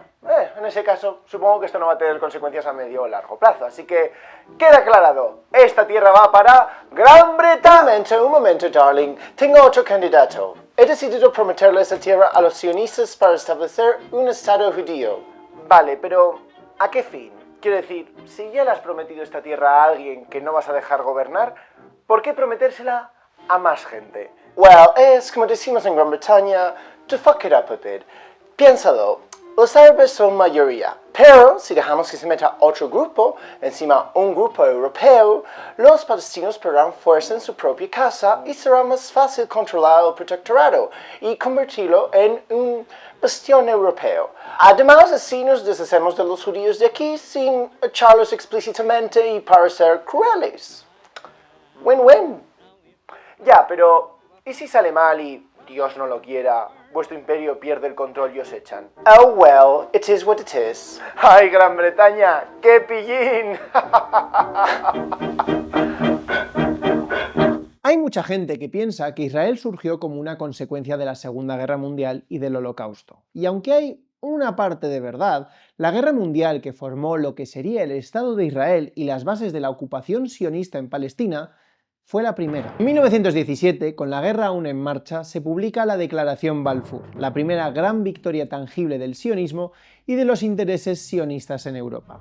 La Declaración Balfour recoge que Gran Bretaña promete establecer un Estado judío en Palestina y hacer todo lo que esté en su mano para conseguir ese objetivo, aclarando que no se hará nada que perjudique los derechos civiles y religiosos de las comunidades no judías que habitan en Palestina. Muy buena intención, cariño, pero la acabas de liar. En este momento, la población judía en Palestina era de entre un 5 y un 10%.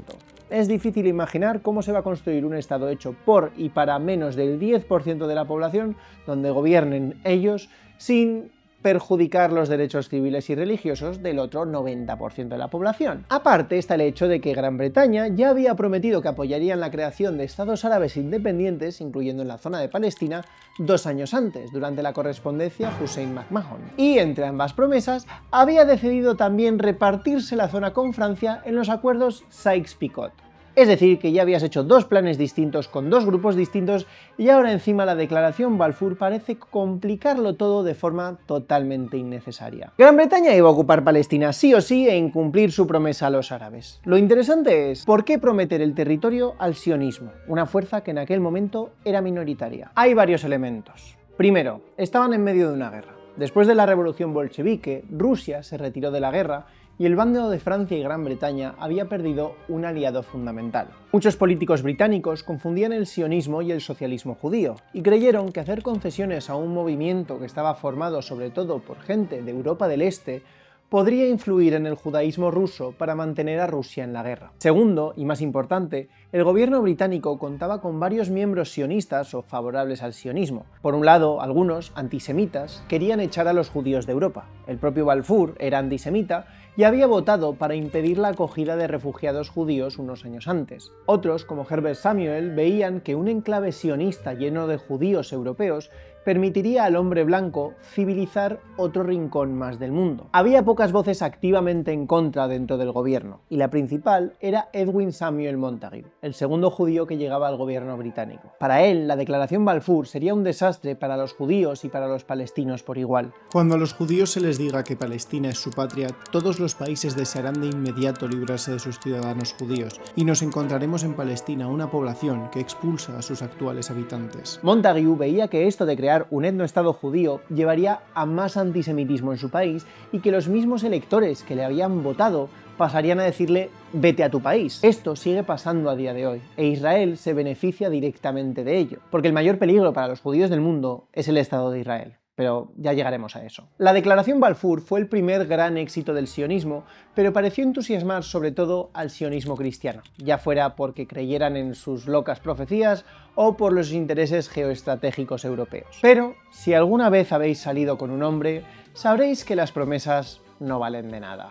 Y menos aún la de un país que en 3 años promete la misma tierra a 3 grupos distintos. El verdadero éxito del sionismo vendrá una vez terminada la guerra, cuando en la paz de Versalles y luego en la Sociedad de Naciones reconozcan la validez de la promesa de Balfour, y no la de Hussein-McMahon. Vamos a dramatizarlo un poco. Termina la guerra y Gran Bretaña y Francia, en el bando ganador, quieren correr a repartirse la tierra como llevan haciendo décadas. Pero en el último año de la guerra ha llegado otro jugador, Estados Unidos, que, para sorpresa de todos, también para la mía, parece que está dispuesto a hacer lo correcto por una vez en su historia. Bueno, Gran Bretaña, enhorabuena, pero antes de llevarte esta tierra parece que hay un nuevo contrincante. Un fuerte aplauso para Estados Unidos. Howdy. Oh, Jesus. Estados Unidos, ¿cuál es tu oferta? Verás, Gran Bretaña creo que la está liando. ¿Por qué no preguntamos a la gente de Palestina qué quiere hacer? I tried. Sí, hace 100 años Estados Unidos estaba más a favor de la autodeterminación palestina que ahora. El presidente Woodrow Wilson convenció a los países de la Paz de Versalles de aplazar cualquier decisión definitiva sobre qué hacer en la zona que Francia y Gran Bretaña se habían repartido y encargó el llamado Informe King-Crane. Una comisión de decenas de expertos se trasladó a la zona de Siria y Palestina y realizaron una encuesta por todo el territorio. En menos de 2 meses visitaron más de 1.500 ciudades, pueblos y aldeas, se entrevistaron con cristianos, judíos y musulmanes para intentar entender qué proyecto querían ellos, qué veían más viable, qué país o países querían. En Palestina había una ambivalencia entre ser independientes o formar parte de una gran Siria, un estado árabe que abarcase lo que hoy son Siria, Líbano y Palestina. Pero tenían claro lo que no querían. El 85,3% de las peticiones hablaban en contra del sionismo, que veían como la mayor amenaza para su futuro. El informe que mandaron estos expertos de vuelta era claro: la población nativa de Palestina estaba en contra del sionismo, y someterla a una inmigración judía ilimitada para colonizar el territorio era una clara violación de sus derechos. En el mismo informe reconocieron que, aunque antes de ir a Palestina eran favorables al sionismo y en Estados Unidos les habían dado panfletos y literatura sionista para convencerles del tema, cuando llegaron al terreno se dieron cuenta de lo dañino que podía ser este proyecto. Un hogar nacional para el pueblo judío no es equivalente a convertir Palestina en un estado judío, ni puede este estado judío obtenerse sin la mayor de las infracciones de los derechos civiles y religiosos de las comunidades no judías existentes en Palestina. Se puso de manifiesto en repetidas reuniones con los representantes judíos que los sionistas ansiaban la completa desposesión de los habitantes no judíos de Palestina a través de distintas formas de adquisición. La comisión llegó a avisar al gobierno americano de que establecer un estado judío sería comprometerse a apoyarlo a través de las armas. Vamos, es que qué sorpresa, vieron venirse todo lo que lleva pasando en los últimos 100 años. Pero este informe, que se mantuvo en secreto, sería ignorado por Gran Bretaña y por Francia, y solo se hizo público en 1922. Para entonces, la Sociedad de Naciones ya había incorporado la Declaración Balfour y la había aceptado como la base para el mandato británico en Palestina, así que decidió archivar el informe e ignorarlo. El sionismo y Occidente habían ganado el pulso, y los deseos de los palestinos no tenían importancia. Los británicos organizaron Palestina como una colonia, pero con vistas a un futuro estado judío. A la agencia judía le dieron un estatus casi gubernamental, como un organismo público con poderes en esfera pública y económica y en representación diplomática, mientras que a los palestinos, más del 90% de la población del país, lo relegaron a servir y responder ante los organismos británicos. La agencia judía se creó en 1920. Las promesas incumplidas y la idea de tener que someterse a un nuevo poder colonial, esta vez europeo, aumentaron las tensiones. Ese mismo año estallaron las primeras revueltas palestinas con 3 peticiones: limitar las aliyas u oleadas de migración sionista, abolir el proyecto nacional judío y crear un gobierno nacional árabe en Palestina, sin dominio británico. Estos disturbios acabaron con cientos de heridos, sobre todo judíos, y con 9 muertos, 5 judíos y 4 árabes. Las revueltas fueron respondidas con represión por parte de los británicos y con un endurecimiento del sionismo. Hubo algunos intentos de una rama del sionismo más suave que buscaba colaborar con los árabes, pero esta rama no era menos colonial. Arthur Ruppin, que 20 años antes estaba convencido de que el sionismo culturizaría a los árabes, cofundó el Brit Shalom, un grupo de sionismo moderado que abogaba por la colaboración entre árabes y judíos y en crear un estado binacional. Miembros de este grupo, como Hans Kohn, rechazaban la Declaración Balfour y defendían que no había un derecho histórico de los judíos a Palestina, solo un amor a un concepto abstracto que era Sion. Pero Brit Shalom fue un grupo muy impopular en el sionismo, porque consideraban, no sin razón, que colaborar con los palestinos era contrario al sionismo. Si luchaban por una democracia y por una asamblea elegida por todos los habitantes del país, los sionistas estaban en clara minoría. Como les escribió un sionista desde Moscú: defendéis una asamblea elegida democráticamente. ¿Cómo sabéis que esta asamblea, con una mayoría árabe clara, no sería la perdición del sionismo? El modelo sionista quería imponer un estado para una minoría, y eso solo se conseguiría o echando a la mayoría o apartándoles del poder por la fuerza. Uno de los cofundadores de Brit Shalom recibió una carta de un hombre en 1930. Solo la cooperación directa con los árabes puede garantizar una vida segura y digna. Lo que me entristece no es tanto que los judíos no sean lo suficientemente inteligentes como para comprender esto, sino más bien que no sean lo suficientemente justos como para desearlo. El hombre que escribió esa carta, Albert Einstein.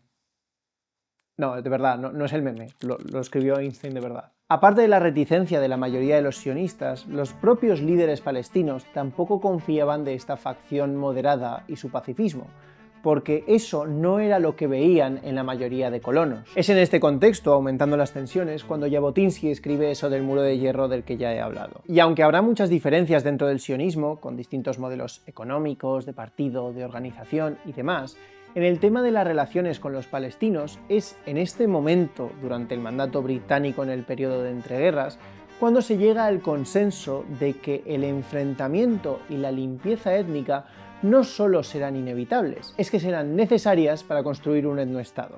Ya no bastaba con mandar olas y olas de colonos para convertir a la mayoría árabe en una minoría en su propia tierra. Había que hacer algo con los palestinos. En estos años las tensiones no dejarían de aumentar. La agencia judía promovió la creación de la Hagana, las fuerzas de defensa judías que serían el antecesor del IDF. Pero no creáis que la Hagana nació para proteger a los judíos. Estaba ahí para proteger la colonización sionista. Por ejemplo, en 1924 asesinaron a Jacob Israel Dehan mientras salía de la sinagoga. Dehan era un abogado judío homosexual que había migrado a Palestina como sionista, pero una vez allí se había desencantado con el movimiento y había dedicado sus esfuerzos a representar a los judíos Haredim y defender la colaboración con los árabes, denunciando que el sionismo era un movimiento tiránico que iba a arrebatar su hogar a un pueblo. La Hagana no solo le asesinó, sino que encima culpó del asesinato a los árabes para incitar a los judíos no sionistas y los más moderados a la desconfianza y el extremismo. En 1929 hubo una revuelta palestina antisionista que empezó en Jerusalén y se expandió a otras ciudades como Hebrón y Safed, donde también hubo ataques contra judíos palestinos. Para esta época, la Hagana deja de ser una fuerza defensiva y empieza también a ser ofensiva y a atacar a los palestinos. En 1931, de aquí se extinguiría el Irgun, una organización paramilitar que se dedicaría primero a traer inmigrantes judíos de manera ilegal a Palestina y más tarde al terrorismo. Sería la agencia judía, ahora totalmente habilitada con el apoyo británico, la que se encargaría de financiar y promover la llegada de nuevos colonos a Palestina. Cuando terminó la Primera Guerra Mundial, la población judía en Palestina estaba en torno al 5 o 7%. Para 1926, 8 años después, había pasado al 17%. Pero este porcentaje se estancó hasta 1932, cuando en Europa llegó al poder alguien con quien la agencia judía vio que había que hacer una colaboración. El germano más tirano ya está aquí. Ay, la vi, saluda.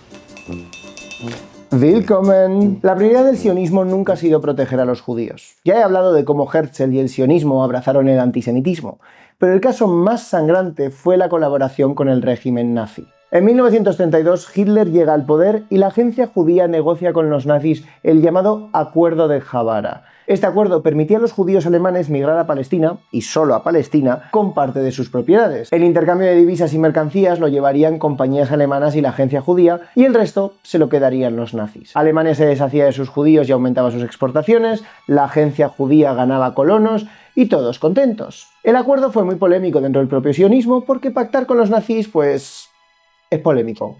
¿Qué cosas? No, hay gente a día de hoy que no lo piensa, así que no está de más recordarlo. Y fue polémico con razón. El acuerdo de Javara rompía con el boicot que muchas organizaciones internacionales, muchas organizaciones judías, habían empezado a levantar contra el régimen nazi, y enriquecía directamente a los nazis. Así que bastantes sionistas, incluso viendo el beneficio práctico del acuerdo, protestaron. El propio Jabotinsky, que estaba formando un grupo paramilitar de juventudes inspirado en el fascismo de Mussolini, decía que esto era pasarse. No sé, al parecer hay fascistas buenos y fascistas malos. Hitler era una figura muy divisoria dentro del sionismo. Por supuesto, su antisemitismo tan exagerado era algo que les incomodaba, pero la mayoría de sionistas veían el ascenso del régimen nazi como algo que les validaba y les beneficiaba, al motivar a más gente a mudarse a Palestina. Antes de la Segunda Guerra Mundial, el futuro primer ministro israelí David Ben Gurión consideraría la victoria nazi una victoria para el sionismo. Muchos periódicos sionistas hablaban de que el ascenso nazi en Alemania era un castigo merecido para los judíos alemanes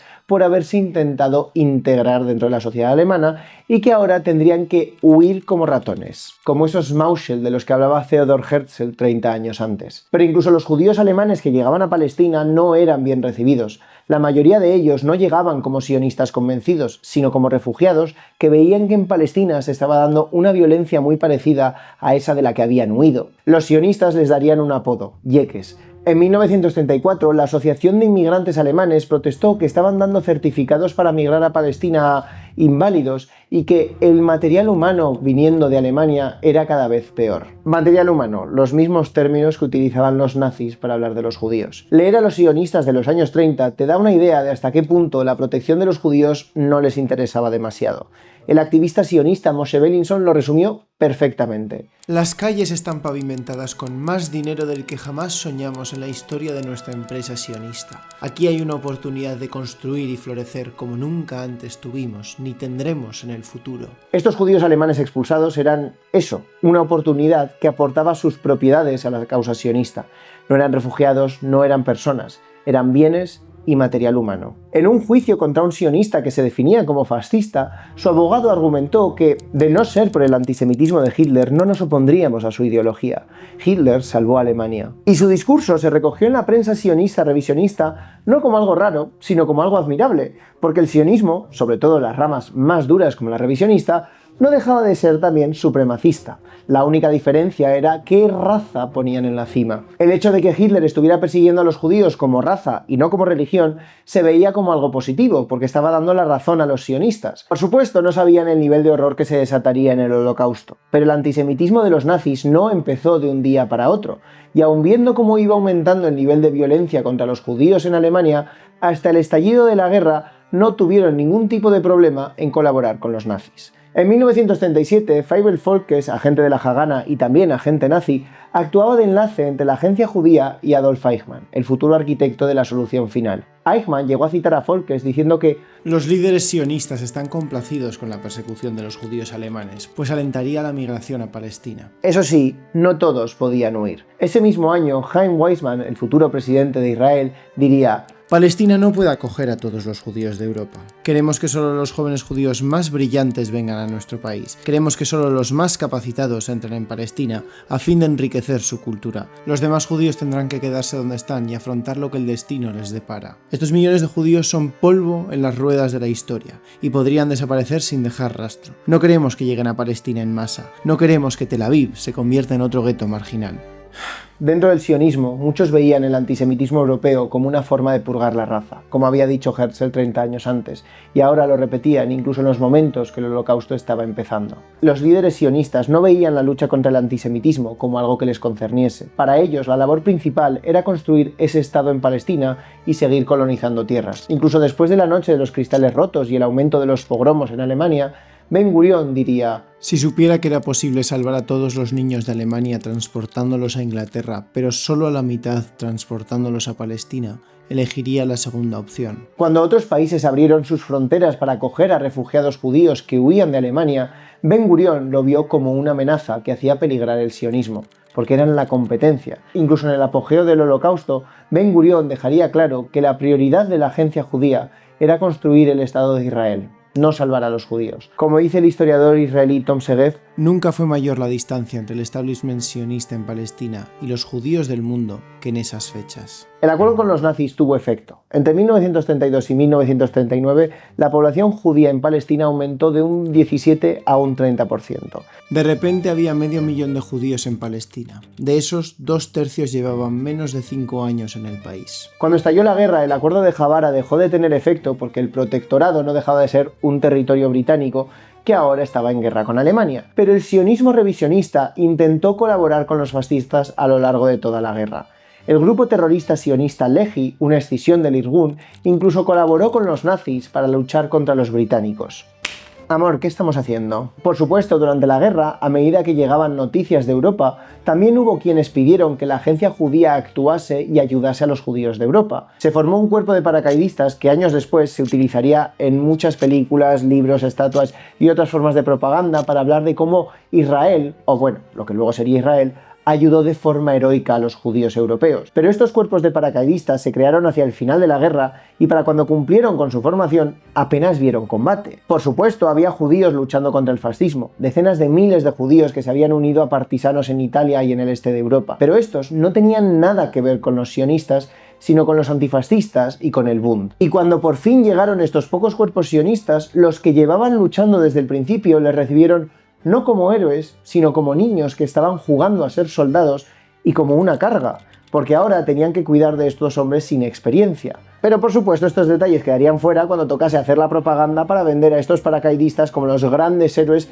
y hablar de su enorme espíritu de sacrificio. Lo vendían como grandes campañas heroicas, pero más bien fue como el meme ese de una persona ahogándose y alguien chocándole la mano. En 1944, en plena solución final, varios periódicos sionistas hablaban de los judíos europeos como llorones incapaces de defenderse. Hablaban de cómo huían como ratas y se escondían como insectos. El comité de rescate creado por la agencia judía tenía una regla básica: sacar rendimiento político. Y cuando podían salvar a alguien, hacerlo con un cálculo sobre la cualidad de la persona. En un memorándum interno lo ponían de forma muy explícita. Si somos capaces de salvar solo a 10.000 personas de 50.000 que puedan contribuir a construir el país y la resurrección nacional del pueblo, frente a salvar a 1 millón de judíos que serán una carga, o en el mejor de los casos un elemento apático, debemos contenernos y salvar esos 10.000, sin importar las acusaciones y ruegos del millón. Antes de la guerra había unos 9 millones de judíos en Europa. 6 millones de ellos fueron masacrados en el Holocausto, dejando 3 millones de supervivientes. La mayoría se salvaron por la liberación de los campos de concentración y la derrota nazi. Algunos se libraron gracias a la ayuda de varios gobiernos y organizaciones como el Joint Distribution Committee y por los miles de personas de buen corazón en cada país,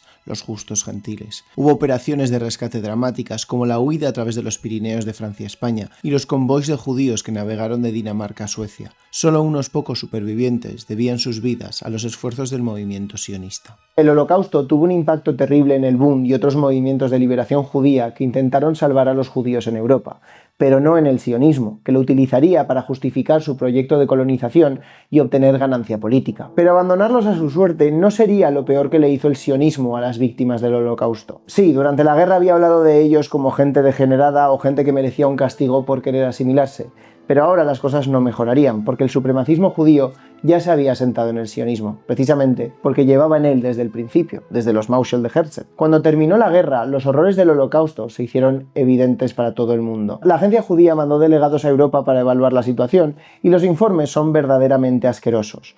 Muchos describen a los supervivientes del Holocausto como escombros humanos, como degenerados, atrasados, animales y como escoria. Esto no es más que la consecuencia lógica de una ideología que llevaba décadas despreciando a los judíos con mentalidad de diáspora. En vez de ver a los supervivientes como héroes, los veían como una carga. A los supervivientes que se casaban e intentaban retomar una vida normal con los medios que podían, les acusaban de desacrar el honor de Israel y caer en un materialismo vacío, como si en Palestina estuviesen todos los judíos en ese momento viviendo como ascetas, vaya. Danny DeVito Malvado, también conocido como David Ben Gurion, acusaba a los supervivientes de ser de moral baja, que habían sobrevivido por ser egoístas. La de Danny DeVito Malvado se la oía a un youtuber llamado Overzealots y no he podido dejar de pensar en ello, lo siento. Sé que mucha gente piensa que Israel surgió para refugiar a los supervivientes del Holocausto. Este es tal vez el bulo más extendido sobre Israel, pero no hay nada más lejos de la realidad. La mayoría de los supervivientes no se quería ir a Palestina. La mayoría volvieron a la URSS o al este de Europa. Otros se fueron a América Latina, a Estados Unidos o Europa Occidental. Y aunque la agencia judía intentó favorecer que los supervivientes migrasen a Palestina, era solo el material humano deseable, negando los permisos a gente mayor, enferma o discapacitada, o simplemente a la gente a la que sobrevivir a un campo de concentración a lo mejor no le había dejado en la mejor salud posible. ¿Qué cosas? En los años después de la guerra se enviaría a Palestina casi exclusivamente a gente joven que pudiera combatir, el buen material humano al que en menos de 3 años meterían en otra guerra, pero esta vez como combatientes y perpetradores. David Saitier, que luego llegaría a general del ejército, lo dijo de forma tajante. El hecho de que una persona estuviera en un campo de concentración o de exterminio no es razón suficiente para enviarla a Palestina. Porque la prioridad era construir un estado con mayoría judía en un territorio donde la mayoría de la población era árabe. Sé que mucha gente confunde antisionismo y antisemitismo. Ya he explicado por qué no son términos equivalentes, empezando por el hecho de que el sionismo es una ideología y un movimiento y no una identidad, y siguiendo porque la mayoría de sionistas no son judíos, sino cristianos. Pero es que esta falsa equivalencia me parece aún peor cuando ves cómo el sionismo no solo ha colaborado con antisemitas, sea hace 90 años con Hitler u hoy con Trump y Steve Bannon, sino que el propio sionismo ha sido y es antisemita contra los judíos que consideraba débiles, degenerados y malos judíos. Pero una vez asentado el polvo de la guerra y el holocausto, por fin empezaría la rápida carrera para fundar el Estado de Israel. El Estado de Israel en el rag de la rueda de prensa. Notad cómo su boca no se mueve. Casi nunca. Y esta tierra Prometida, ¿hace cuánto? 3000 años, ¿Cómo estaba? sin un pueblo. Pero al fin pueden volver. Resolución 181. Por fin un lugar seguro para el pueblo judío y alguien que haga la tierra florecer. Un reparto justo si me lo preguntan. ¿De dónde vino? De Europa. ¿Hace cuánto? No importa. ¿Qué pasó entonces? El holocausto, yo solo quería un hogar para huir del alemán. ¡Oh, pobrecito! No puedo creer lo que has tenido que pasar. Antisemitismo, un genocidio. Ahora dinos Israel. ¿Y los palestinos? No existen. ¿Por qué les echaste? Se fueron solos. Se enfadaron. Como locos. Y en vez de irse en paz me decidieron atacar. ¿Cómo sigue? Ellos me agreden. ¿Con qué armas? Trapicheadas. Se defiende. Como un tigre. Siendo ellos fuertes y él no. Ya la violencia comenzó. Así, los dos, así, forcejeamos. Y bam, la violencia de pronto así estalló. Así, los dos, así, forcejearon. Y bam, la violencia de pronto así estalló. Es complejo, sí, muy complejo, sí. ¿Qué le hacemos? Es muy complejo, sí. Está implícito. Aquí no hubo algo ilícito. Está clarísimo. Hoy, ¿qué sientes? Mucho miedo. ¿Te arrepientes? Ni de huevo.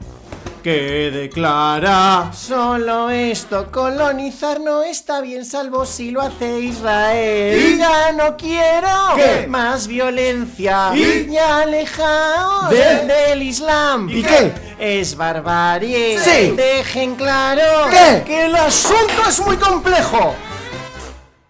Es complejo, sí, muy complejo, sí. ¿Qué le hacemos? Es muy complejo, sí. Está implícito. Aquí no hubo algo ilícito. Está clarísimo. Fue así, así, los dos, así, forcejearon. Y bam, la violencia de pronto así estalló. Fue así, los dos, así, forcejearon. Y bam, la violencia de pronto así estalló. Fue así, los dos, los dos. Mirad, llevamos no sé cuánto de vídeo ya, solo le faltaba un número musical. Pero para los que tenéis déficit de atención, no os preocupéis porque empezamos la sección de cocina. Hoy vamos a hacer hummus. Es muy fácil, solo tienes que comprarlo o quitárselo a alguien y decir que es tuyo. La idea de quién empezó la violencia es, en el mejor de los casos, una pregunta ingenua y en el peor, engañosa. Primero, ¿por qué definimos como violencia? Hoy en una manifestación alguien tira una valla y algunos políticos lo llamarán una demostración violenta. Hay soldados que son asesinados en combate, mientras que los niños a los que dispara un francotirador mueren. Así, como de forma espontánea. Hablamos de estas cosas como una tragedia o un daño colateral, pero no como violencia. Y pasa lo mismo si hablamos del sionismo en Palestina. ¿Llamamos violencia cuando a principios del siglo XX los colonos sionistas compraban tierras a los terratenientes otomanos, echaban a los palestinos y les negaban trabajo? ¿O esperamos a cuando les expulsan en masa? ¿Llamamos violencia a una paliza o esperamos a las masacres? Todo esto fueron grados de aplicación del mismo fenómeno, pero ¿dónde ponemos el umbral entre lo que aceptamos y lo que denunciamos? No me interesa meterme en un debate filosófico sobre qué es la violencia y dónde ponemos los límites. Tampoco me interesa lamentarme y decir que esto es un ciclo sin fin y sin razón como en el vídeo ese de los cojones. Perdón, es que es superior a mí. Lo que me interesa es analizar las causas de que aparezca esa violencia, de que adopte ciertas formas. Y la única causa de esta violencia es, efectivamente, el sionismo y la colonización sionista. El propio Ben Gurión lo reconocía así en un discurso de 1968. No ignoremos la verdad entre nosotros. Políticamente somos los agresores y ellos se defienden. El país es suyo porque lo habitan, mientras nosotros queremos venir aquí y asentarnos, y a sus ojos queremos quitarles el país. Detrás del terrorismo palestino hay un movimiento que, aunque primitivo, no carece de idealismo y sacrificio. Supongo que lo llama primitivo para distinguirlo de los muy sofisticados grupos terroristas sionistas de la época, claro. Si en los años 20 empezaron los disturbios entre palestinos y sionistas, durante los años 30 el protectorado británico en Palestina vio una escalada de violencia.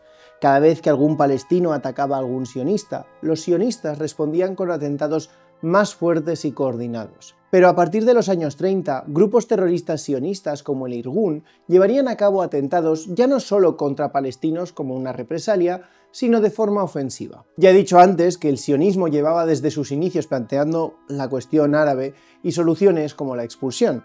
Ahora ya lo hablaban abiertamente como algo inevitable y necesario para construir el etnoestado judío. La situación se estaba volviendo insostenible y en 1939 Gran Bretaña, intentando calmarla, decidió promover una serie de medidas que pusiesen freno al sionismo, principalmente limitar las aliyas. Esta fue la White Paper Policy o el Libro Blanco de MacDonald de 1939.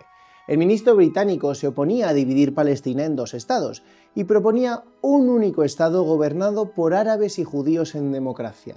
Radical. La propuesta era limitar las oleadas de migrantes sionistas durante 5 años y después de eso que el asunto se negociase en un acuerdo entre sionistas y árabes. Se proponía también que en 10 años hubiera un referéndum de autodeterminación. Pero claro, en 1939 también pasó otra cosa que hizo que esta propuesta del White Paper quedase en Wet Paper. El sionismo vio este compromiso y estas limitaciones mínimas como un ataque, porque ellos no querían un estado compartido, querían seguir colonizando y hacerse con todo el territorio. El terrorismo sionista empezaría a dedicar sus esfuerzos ya no solo contra los palestinos, también contra los británicos. El atentado más sonado fue el perpetrado en 1946 por el Irgun en el Hotel King David, sede de la Comandancia Militar Británica, y que acabó con la vida de 91 personas. La vía democrática y de transición que quería proponer Gran Bretaña se hacía insoportable para el sionismo. Como ya he dicho, después de la Segunda Guerra Mundial, las autoridades sionistas en Palestina no aceptaban a cualquier refugiado del Holocausto, solo a los que estaban dispuestos a combatir, porque no se estaban preparando para una partición, sino para una guerra. Además, al sionismo se le había permitido organizarse, se habían dado funciones de gobierno a la agencia judía y durante la Segunda Guerra Mundial se formó una legión sionista. Pero a los palestinos no se les permitió crear organizaciones. Durante la guerra, los voluntarios y palestinos alistados eran divididos en distintos batallones, siempre mezclados y bajo autoridad británica. Y no fue hasta 1946 que se les permitió fundar el Arab National Fund, que pretendía poder financiar actividades de organización. Pero estaban en clara desventaja para lo que se venía ahora. La guerra termina y hay nuevos poderes en el tablero global que están mucho más a favor del proyecto sionista. Harry Truman, el presidente de los Estados Unidos, había recibido presiones de muchos activistas sionistas en su país, donde el proyecto sionista había conquistado las masas con una mezcla de fanatismo religioso cristiano que creía en profecías apocalípticas y de simpatía hacia los judíos tras el Holocausto. La URSS también veía en el proyecto sionista un posible aliado estratégico en la zona, dado que la gran mayoría de los sionistas en Palestina eran del este de Europa y Ben Gurión, que lideraba la agencia judía, promovía un modelo económico socialista. Así que llegamos a 1947. Hay que hacer algo con Palestina porque Gran Bretaña no puede más. Las colonias están empezando a rebelarse y a independizarse y la ONU decide que, en contra de las recomendaciones previas, en contra del Libro Blanco de 1939, sí iban a partir el mandato británico en Palestina en dos territorios, uno árabe y otro judío. Nuevo, esta gente no entiende que árabe y judío no son términos excluyentes. Pero bueno, esta será la partición de Palestina o la resolución 181. Mirad este mapa. O sea, ¿cómo pensaban que esto iba a funcionar? Pero esta partición no solo era confusa, era injusta e ilegal. Ilegal porque la partición violaba el derecho a la autodeterminación, un derecho que está reconocido en el propio documento fundacional de la ONU. La partición se hizo sin consultar a los palestinos, y no es muy autodeterminante el que lleguen unos señores de la otra punta del mundo y te digan que ahora, a partir de esta línea imaginaria, vas a ser ciudadano de un país o de otro. Y aparte de esto, la partición era injusta. Bienvenidos a clase, chicos. Soy la ONU y hoy vamos a dar fracciones. Yo tengo un territorio y este territorio quiero dividirlo en dos. En este territorio viven aproximadamente 1,8 millones de personas. De estas, medio millón pertenecen al grupo, vamos a llamarlo A. El resto, 1.300.000, pertenecen al grupo B. Vamos a hacer unas sencillas reglas de 3 para calcular ¿cuánto porcentaje corresponde a cuánta población? 0,5 es a 1,8, lo que X es a 100. Y tenemos 100 por 0,5, 50, entre 1,8, un 27,7%. Es un poquito por debajo del 50%. Pero bueno, todos sabemos que al calcular la población es un poco una estimación. De hecho, puede que el grupo A sea en realidad un poco más grande, ¿no? Así que vamos a redondearlo al 30%. Y este 50% del territorio vamos a corregirlo también y vamos a darle un pellizquito más. Un 56% del territorio para ese estado judío. Venga. Y vamos a darle las zonas más densamente pobladas y también las más fértiles. Y 400 aldeas que son puramente del grupo B las vamos a dejar en la zona A. Y Jaffa, que es una de las ciudades principales del grupo B, la vamos a dejar aquí completamente rodeada de territorio del grupo A. ¿Y qué me dices? ¿Que ese 30% de la población vive en tan solo un 10% del territorio? Pues chica, ¿a mí qué me cuentas? A dispersarse y a ocupar lo que os damos, ¿no? Que en el territorio que le hemos dado al grupo A viven casi medio millón de personas del grupo B. Vamos a resolverlo también con matemáticas. Si tenemos un territorio con medio millón del grupo A y otro medio millón del grupo B, ¿cuál es el porcentaje de cada grupo en este nuevo estado judío? Efectivamente, 50-50. Bueno, 50-50 ni para ti ni para mí, ¿no? Así se mezclan y hay hermanamiento entre los pueblos. Que el grupo A dice que quiere construir un estado para ellos donde ellos tengan mayoría. No tenía ni idea, la verdad. Que llevan diciéndolo décadas. Bueno, seguro que esto no tiene consecuencias a corto o largo plazo. Con la partición, unos 900.000 palestinos quedaban en ese 56% del territorio del Estado judío, más que el número de judíos en todo el país, unos 630.000. Y ojo, porque el reparto de la ONU podía ser ilegal y muy injusto, pero aún así, para los sionistas resulta que era insuficiente. Dentro de los organismos sionistas, muchos exigían todo el territorio. Recordemos que eran el 30% de la población y vivían en un 10% de la tierra, y querían fundar un etnoestado solo para ellos en todo el territorio. ¡Con dos cojones! En 1946, antes de que la ONU decidiese nada, Ben Gurión aseguró que pediría el 80-90% mientras pudiera asegurar una predominancia judía. ¿Y cómo asegurarla? Bueno, con limpieza étnica. Ya en 1937, Ben Gurión escribiría: los árabes tendrán que marcharse, pero necesitamos un momento oportuno para hacer que pase, como una guerra. Lo llamaría una coacción despiadada. En cuanto la ONU anunció la partición en noviembre del 47, empezaron un mandato que tenía que durar hasta mayo, cuando los británicos se retirasen. Supuestamente, la ONU tenía que estar presente para implementar un plan de paz y convertir Palestina en un país independiente. La ONU se comprometía a prevenir cualquier intento de un bando de confiscar tierras del otro, pero como todos podréis suponer, la ONU no consiguió hacer nada ni solucionar un problema que ellos mismos habían fomentado. Uno de los principales argumentos de Israel es que los palestinos rechazaron la oportunidad de construir su Estado, que ellos estuvieron dispuestos a comprometerse y los palestinos no. Bien, empezando porque rechazar un plan que no les ha tenido en cuenta no justifica la limpieza étnica, esto es, bueno, básicamente propaganda. De acuerdo con unos documentos de la agencia judía desclasificados hace décadas, los líderes sionistas querían todo el territorio de Palestina, pero aceptaron los términos de la ONU no porque les pareciera justo recibir el 56%, sino porque sabían que los palestinos no iban a aceptar la partición y eso legitimaría el Estado de Israel y les permitiría conseguir más territorio cuando empezasen las hostilidades. De hecho, los sionistas sabotearon cualquier oportunidad de que se formase un Estado en Palestina y entraron en negociaciones con el emir de Transjordania para que se quedase el 20% de territorio que no se quedase en ellos y lo convirtiesen en una provincia de Jordania. Es decir, estaban disponiendo de un territorio que no era suyo, ni siquiera bajo los términos injustos de la ONU, para entregárselo a un tercero. Ya en 1946, antes de que los británicos anunciasen su retirada, los sionistas plantearon el Plan Gimel, que preparaba sus fuerzas militares para matar al liderazgo político palestino, matar a los incitadores palestinos y sus apoyos financieros, matar a palestinos que actuaran contra judíos, matar a los oficiales y generales palestinos veteranos, destruir los medios de transporte palestinos, destruir las fuentes de sustento de los palestinos, pozos de agua, molinos, etc., atacar las aldeas palestinas que sean sospechosas de asistir en futuros ataques, atacar clubs, cafés y demás lugares de encuentro palestinos. Os hacéis una idea. Este fue el plan que estaría en marcha para cuando la ONU decidiese partir el territorio.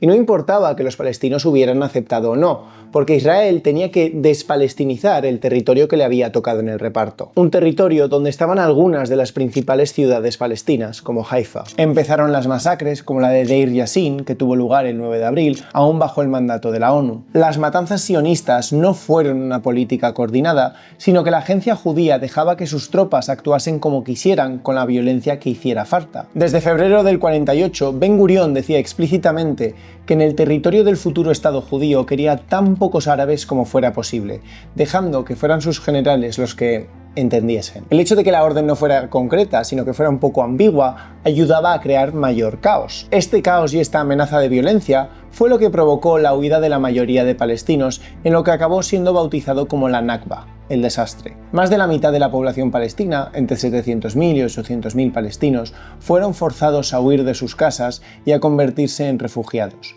Nunca se les permitiría volver. La Nakba era inevitable en el proyecto sionista, tanto en la vertiente de extrema derecha de Jabotinsky y sus herederos, como en el sionismo socialista de Ben Gurión. El mediador de la ONU, Volker Bernadotte, fue asesinado por terroristas sionistas del grupo Lehi por su apoyo al derecho de los refugiados. El asesino, Yehoshua Cohen, fue absuelto y se convertiría en guardaespaldas e íntimo amigo de Ben Gurión, que cuando se retirase de la política iría a vivir a un kibutz fundado por el asesino. Aún así, gracias al trabajo de Bernadotte, la ONU aprobaría la resolución 194, en la que se establecía el derecho de retorno de los refugiados.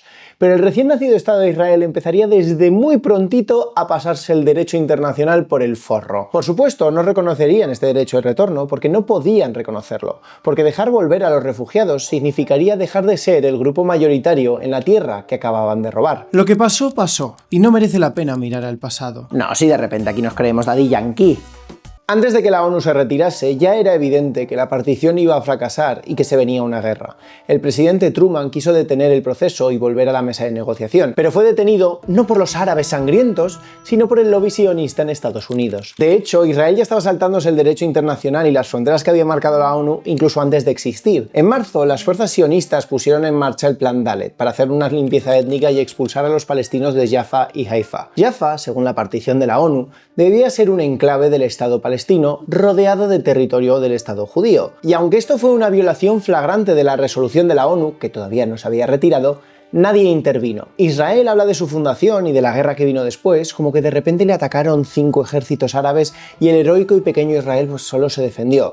Por supuesto, esto ignora las masacres y ataques anteriores a la población palestina, la partición ilegal e injusta, que los sionistas empezaron las masacres y expulsiones de palestinos aún bajo el mandato de la ONU, o que el secretario de Exteriores británico había conspirado con los transjordanos y los sionistas para abortar la existencia de un Estado palestino. En Gaza se proclamó un gobierno de todos los palestinos que fue reconocido por los países árabes, pero no por Transjordania, que quería ocupar parte del territorio por lo que había acordado con los sionistas en secreto. Aparte de esto, los ejércitos árabes estaban muy limitados por los británicos, que no les dejaban cruzar la frontera de la partición, y Jordania ya había acordado repartirse la zona con Israel, por lo que no iba a participar. Esta guerra permitió a Israel controlar no el 56% que le había asignado la ONU, sino expandirse hasta el 78% del territorio de la Palestina histórica. Vamos, ese 80% que habían buscado y se habían repartido con Transjordania. ¡Qué casualidad! Y es que el objetivo de Israel no era defenderse, era conquistar.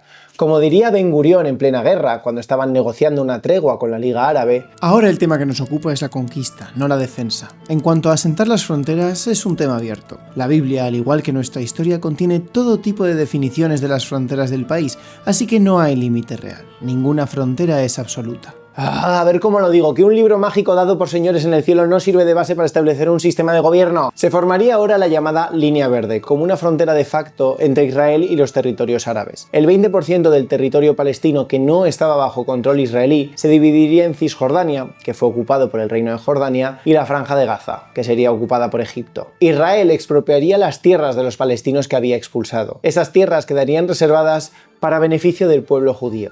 Ningún palestino podría volver ni comprarla, ni incluso arrendarla. Y dentro de las fronteras israelíes aún quedaban 160.000 palestinos que vivirían bajo estricta ley marcial hasta 1966, prisioneros en su propia tierra. Pero ahora que habían robado todo ese territorio, los sionistas tendrían que poblarlo.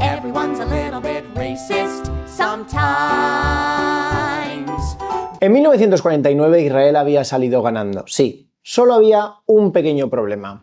No tenían gente. Un 30% del país que vivía en un 10% del territorio había expulsado a un 55% de la población y ahora controlaba un 80% del territorio. Las mates no salían. Por supuesto, podrían haber dejado que esos más de 700.000 refugiados palestinos volvieran a sus casas, pero entonces dejarían de ser mayoría en ese nuevo estado que querían solo para ellos, así que... ¿qué otra opción tenían? Hasta este momento el sionismo había sido principalmente un movimiento por y para europeos. La agencia judía había buscado migrantes judíos de Europa, ni siquiera de Estados Unidos, a los que veían como más difíciles de convencer. En Estados Unidos, los sionistas judíos defendían un Estado, pero no para ellos, sino para los judíos de Europa del Este. Pero después de la Segunda Guerra Mundial y el Holocausto, la situación había cambiado. Algunos líderes sionistas, como Ben Gurión, lamentaban el Holocausto no tanto por el daño que había hecho al judaísmo en sí, sino al futuro Estado judío, al acabar con el material humano que podría construir Israel. El sionismo era un movimiento de los judíos occidentales y, en sus palabras, el Estado había surgido y no encontró la nación que lo esperaba. Así que tuvieron que buscar por otras partes y descubrieron, de repente, que había casi 1 millón de judíos que llevaban siglos viviendo en otros países árabes. Estos eran los judíos que llamarían mizrajíes, judíos árabes que para el establishment sionista eran material humano defectuoso y poco ideal, pero que hacía falta. Ben Gurión los compararía con los esclavos africanos llevados a América. No, si es que es un dechado de virtudes este señor, ¿eh? O sea, cuando piensas que no va a sorprenderte más, ¡pam! Lees otra declaración del padre de la nación de Israel que te deja con las patas vueltas. Israel necesitaba brazos para trabajar, pero no daban abasto. A los inmigrantes se les dividía según su origen en 3 grupos. La élite, normalmente judíos askenazíes del este de Europa, los de segunda clase y los árabes africanos, a los que se calificaba como un material humano defectuoso, igual que se había hecho con muchos de los supervivientes del Holocausto. La tragedia particular de estos inmigrantes, a diferencia del mal material humano de Europa, es que no podemos esperar nada de sus hijos tampoco. Genial. Les calificaban como salvajes, primitivos e ignorantes. Los veían como mano de obra barata para levantar el país para los judíos importantes, los europeos. Un médico en el campamento de tránsito de Marsella, encargado de inspeccionar a los judíos argelinos e informar al departamento de inmigración, escribiría: serán un buen suministro de mano de obra culi. Culi era el término en el Imperio Británico para los trabajadores explotados en sus colonias y plantaciones después de la abolición de la esclavitud. Para traerlos a Israel recurrieron a todo tipo de tácticas que ahora comentaré, pero cuando llegaban a la tierra prometida se les hacinaba en campamentos mientras se veía cómo repartir las tierras robadas. Incluso cuando llegaban contingentes de judíos europeos después, se les daba prioridad para acomodarles antes que a los mizrajíes que llevaban meses esperando. La historia más brutal de este momento es lo que Israel hizo a los judíos yemeníes. El gobierno israelí montó una campaña para convencer a las decenas de miles de judíos que vivían en Yemen de migrar a la tierra prometida como parte de la operación Alfombra Mágica. Ya, hijos, el nombre se las trae, pero a estas alturas creo que es el menor de sus crímenes. Utilizaron propaganda mesiánica vendiéndoles que estaban volviendo al reino de David. Cuando no consiguieron convencer a más gente, Itzhak Rafael, del Consejo de la Agencia Judía, contrató a árabes locales para que exhortaran al resto de irse por los medios que hicieran falta. La agencia judía les metió en buses abarrotados y a su llegada a Israel les hacinaron en campos de tránsito para tenerlos a la espera de qué hacer con ellos. Muchas mujeres perdieron a sus bebés recién nacidos, que con toda seguridad fueron robados, aunque el caso no se investigó hasta décadas después. Algunos de los médicos que visitaban los campamentos de tránsito de los judíos yemeníes en Israel los describen como gente congelada en el horror, que había perdido todo y estaba completamente apática y traumatizada. Pero lo peor es que esto no es algo que se quedase en los años 50. Como ya he dicho, este supremacismo estaba en el proyecto sionista desde el primer momento, desde Herzl y sus Mauschel hasta Ben Gurión describiendo la mentalidad de diáspora. El sionismo ha sido supremacista no solo contra los palestinos. En 2013, una investigación reveló que las judías etíopes llevaban décadas sometidas a esterilización forzada en los campamentos de tránsito, porque daba igual que fueran judíos que habían llegado al Estado que, supuestamente, se había construido para proteger a los judíos. Fuera por su tono de piel, sus costumbres o su forma de pensar, no eran el tipo correcto de judíos. Él me mintió. Él me dijo que me amaba y no era verdad. Bueno, ya llevamos bastante de vídeo y estoy segura de que os morís de hambre, así que os voy a sacar otro plato típico israelí, ¿vale? A ver, que tengo aquí falafel. Ay, probadlo, que es casero. Y con casero quiero decir que he ido a la casa de un palestino y se lo he quitado. Y la casa también. Vamos a emplatarlo, aunque sea. A ver, ¿protege Israel a los judíos? Bueno, creo que esto se responde solo con lo que ya he contado, y es que no. En el tablero internacional, Israel no dudaría en utilizar el Holocausto para justificar la colonización de Palestina, claro, pero los sionistas no habían hecho mucho por proteger a los judíos de Europa durante el Holocausto. Luego los calificaron de mal material humano, les llamaron ratas, pactaron con los nazis, pero eso fue en la guerra. Ahora que ya tenían el Estado que querían y habían conseguido su objetivo, ¿iban a protegerles? Pues claro que no. El sionismo no cambió su modus operandi de la primera mitad del siglo. Acordaos de lo que dijo Golda Meir. Demasiado antisemitismo no es bueno porque lleva al genocidio. Nada de antisemitismo tampoco es bueno porque entonces no habría inmigración a Israel. Lo que necesitamos es un antisemitismo moderado. Y ahora necesitaban convencer a los judíos de los países árabes para que trabajasen la tierra robada. Solo había un problema.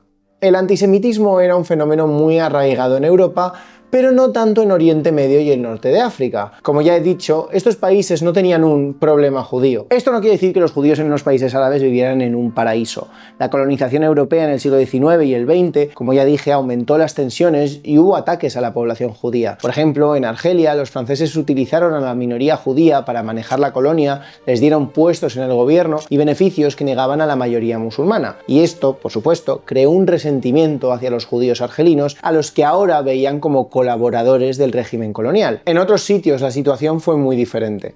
Por ejemplo, en Irak había una comunidad judía bastante próspera, sobre todo en Bagdad. Estos judíos llevaban viviendo ahí siglos, muchos desde el exilio a Babilonia. Y más allá de que hubiera algunas tensiones, los judíos iraquíes estaban plenamente integrados en la vida pública y social de Irak. De hecho, en la primera mitad del siglo XX alcanzaron puestos en el gobierno del recién nacido Estado de Irak, como el ministro Sassoon Esquel, considerado el padre del parlamento iraquí. Así que si querían fomentar que los judíos árabes migrasen a Israel, había que importar un problema europeo a Oriente Medio. Había que volver a Oriente Medio antisemita. La colonización sionista en el protectorado de Palestina ya creó tensiones por toda la región. La fundación de un etnoestado judío en Palestina y la Nakba empeoraron la situación. Y en muchos países árabes la situación de los judíos empeoró porque empezó a vérseles con sospecha como aliados de un país enemigo que acababa de cometer varias atrocidades. Pero estas tensiones, culpando a minorías de lo que estaban haciendo terceros, pueden aumentar en momentos puntuales, pero también se pueden reducir. E Israel necesitaba poblar el territorio que había robado a los palestinos y necesitaba hacerlo rápido. Así que empezaron una serie de operaciones para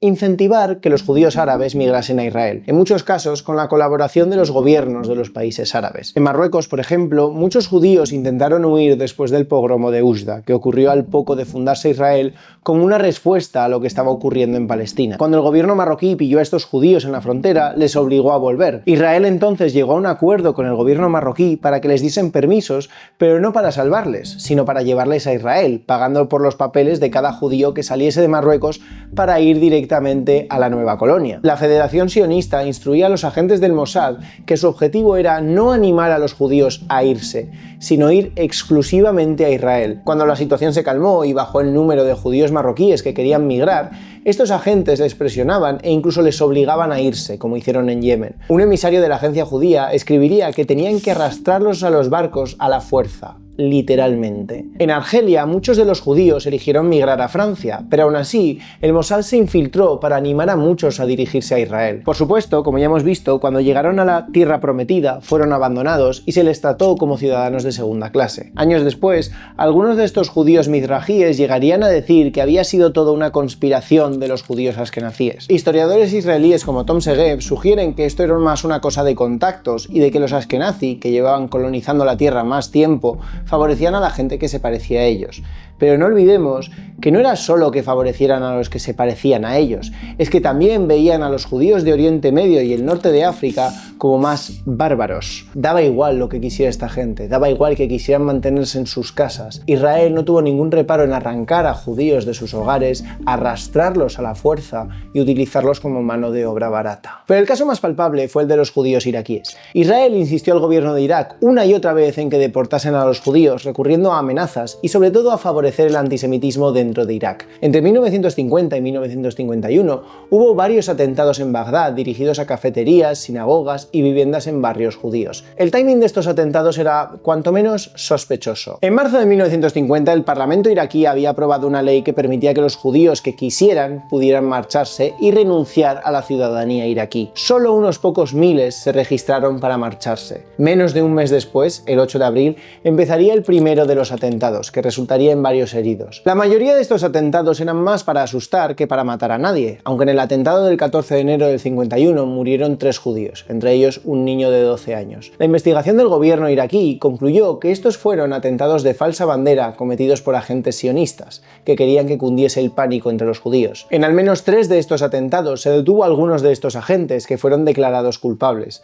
La embajada británica hizo una investigación aparte que llegó a la misma conclusión. Los atentados los habían llevado a cabo células sionistas para asustar a los judíos iraquíes que querían quedarse, sobre todo los ricos. El sionismo no dudó en recurrir al terrorismo ya no solo contra los palestinos o contra los británicos, sino contra el que supuestamente era su propio pueblo al que quería proteger. Los atentados tuvieron efecto y decenas de miles de judíos iraquíes pidieron su extradición. Y os preguntaréis por qué he dicho que estos atentados se hicieron sobre todo para asustar a los judíos iraquíes ricos. En estos traslados los refugiados entregaban sus propiedades a los agentes israelíes para que los llevasen a Israel, pero muchas de estas propiedades se perdieron por el camino. Para cuando llegaron a Israel, los judíos iraquíes fueron también tratados como ciudadanos de segunda, hacinados en campamentos y puestos a la espera de poder reconstruir una vida digna. Los atentados fueron hechos por sionistas atentando contra judíos para intentar asustarles. A día de hoy, Israel sigue negando que estos agentes tuvieran ninguna relación con ellos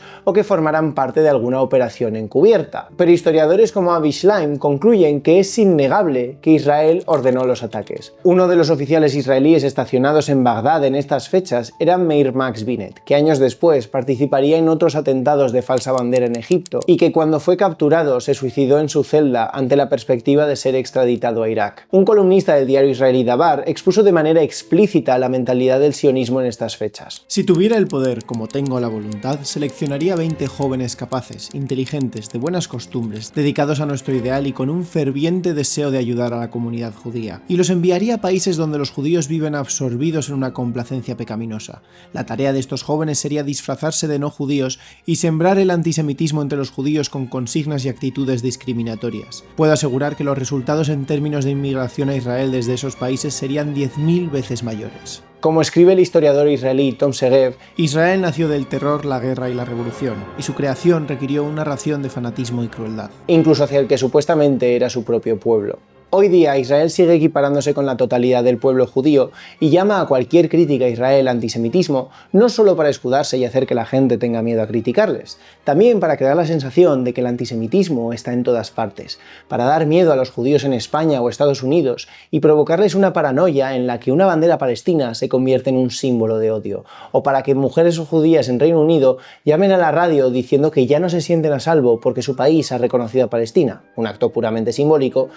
Living in the UK, bringing up a young family, This has cemented for me that the UK is not a place for me and my family anymore. Mientras la policía no deja de detener a manifestantes que protestan en apoyo a Palestine Action. Si emparanoias a tu gente y les haces ver que el mundo exterior es una amenaza, habrás conseguido cientos de miles de adeptos dóciles que no cuestionarán tus actos. Mientras, Israel no tiene ningún miedo en aliarse con verdaderos antisemitas, gente que habla del gran reemplazo como Steve Bannon o magnates que diseñan una IA que parece mecha Hitler como Elon Musk. Esto no es por error, es parte del mismo diseño del sionismo. Promover el antisemitismo les sirve para legitimarse, para que los judíos se vean únicamente a salvo en un etnoestado al que deberán jurar lealtad a toda costa. O como diría el sabio, cuanto peor para todos, mejor. Mejor para mí, el suyo. Beneficio político.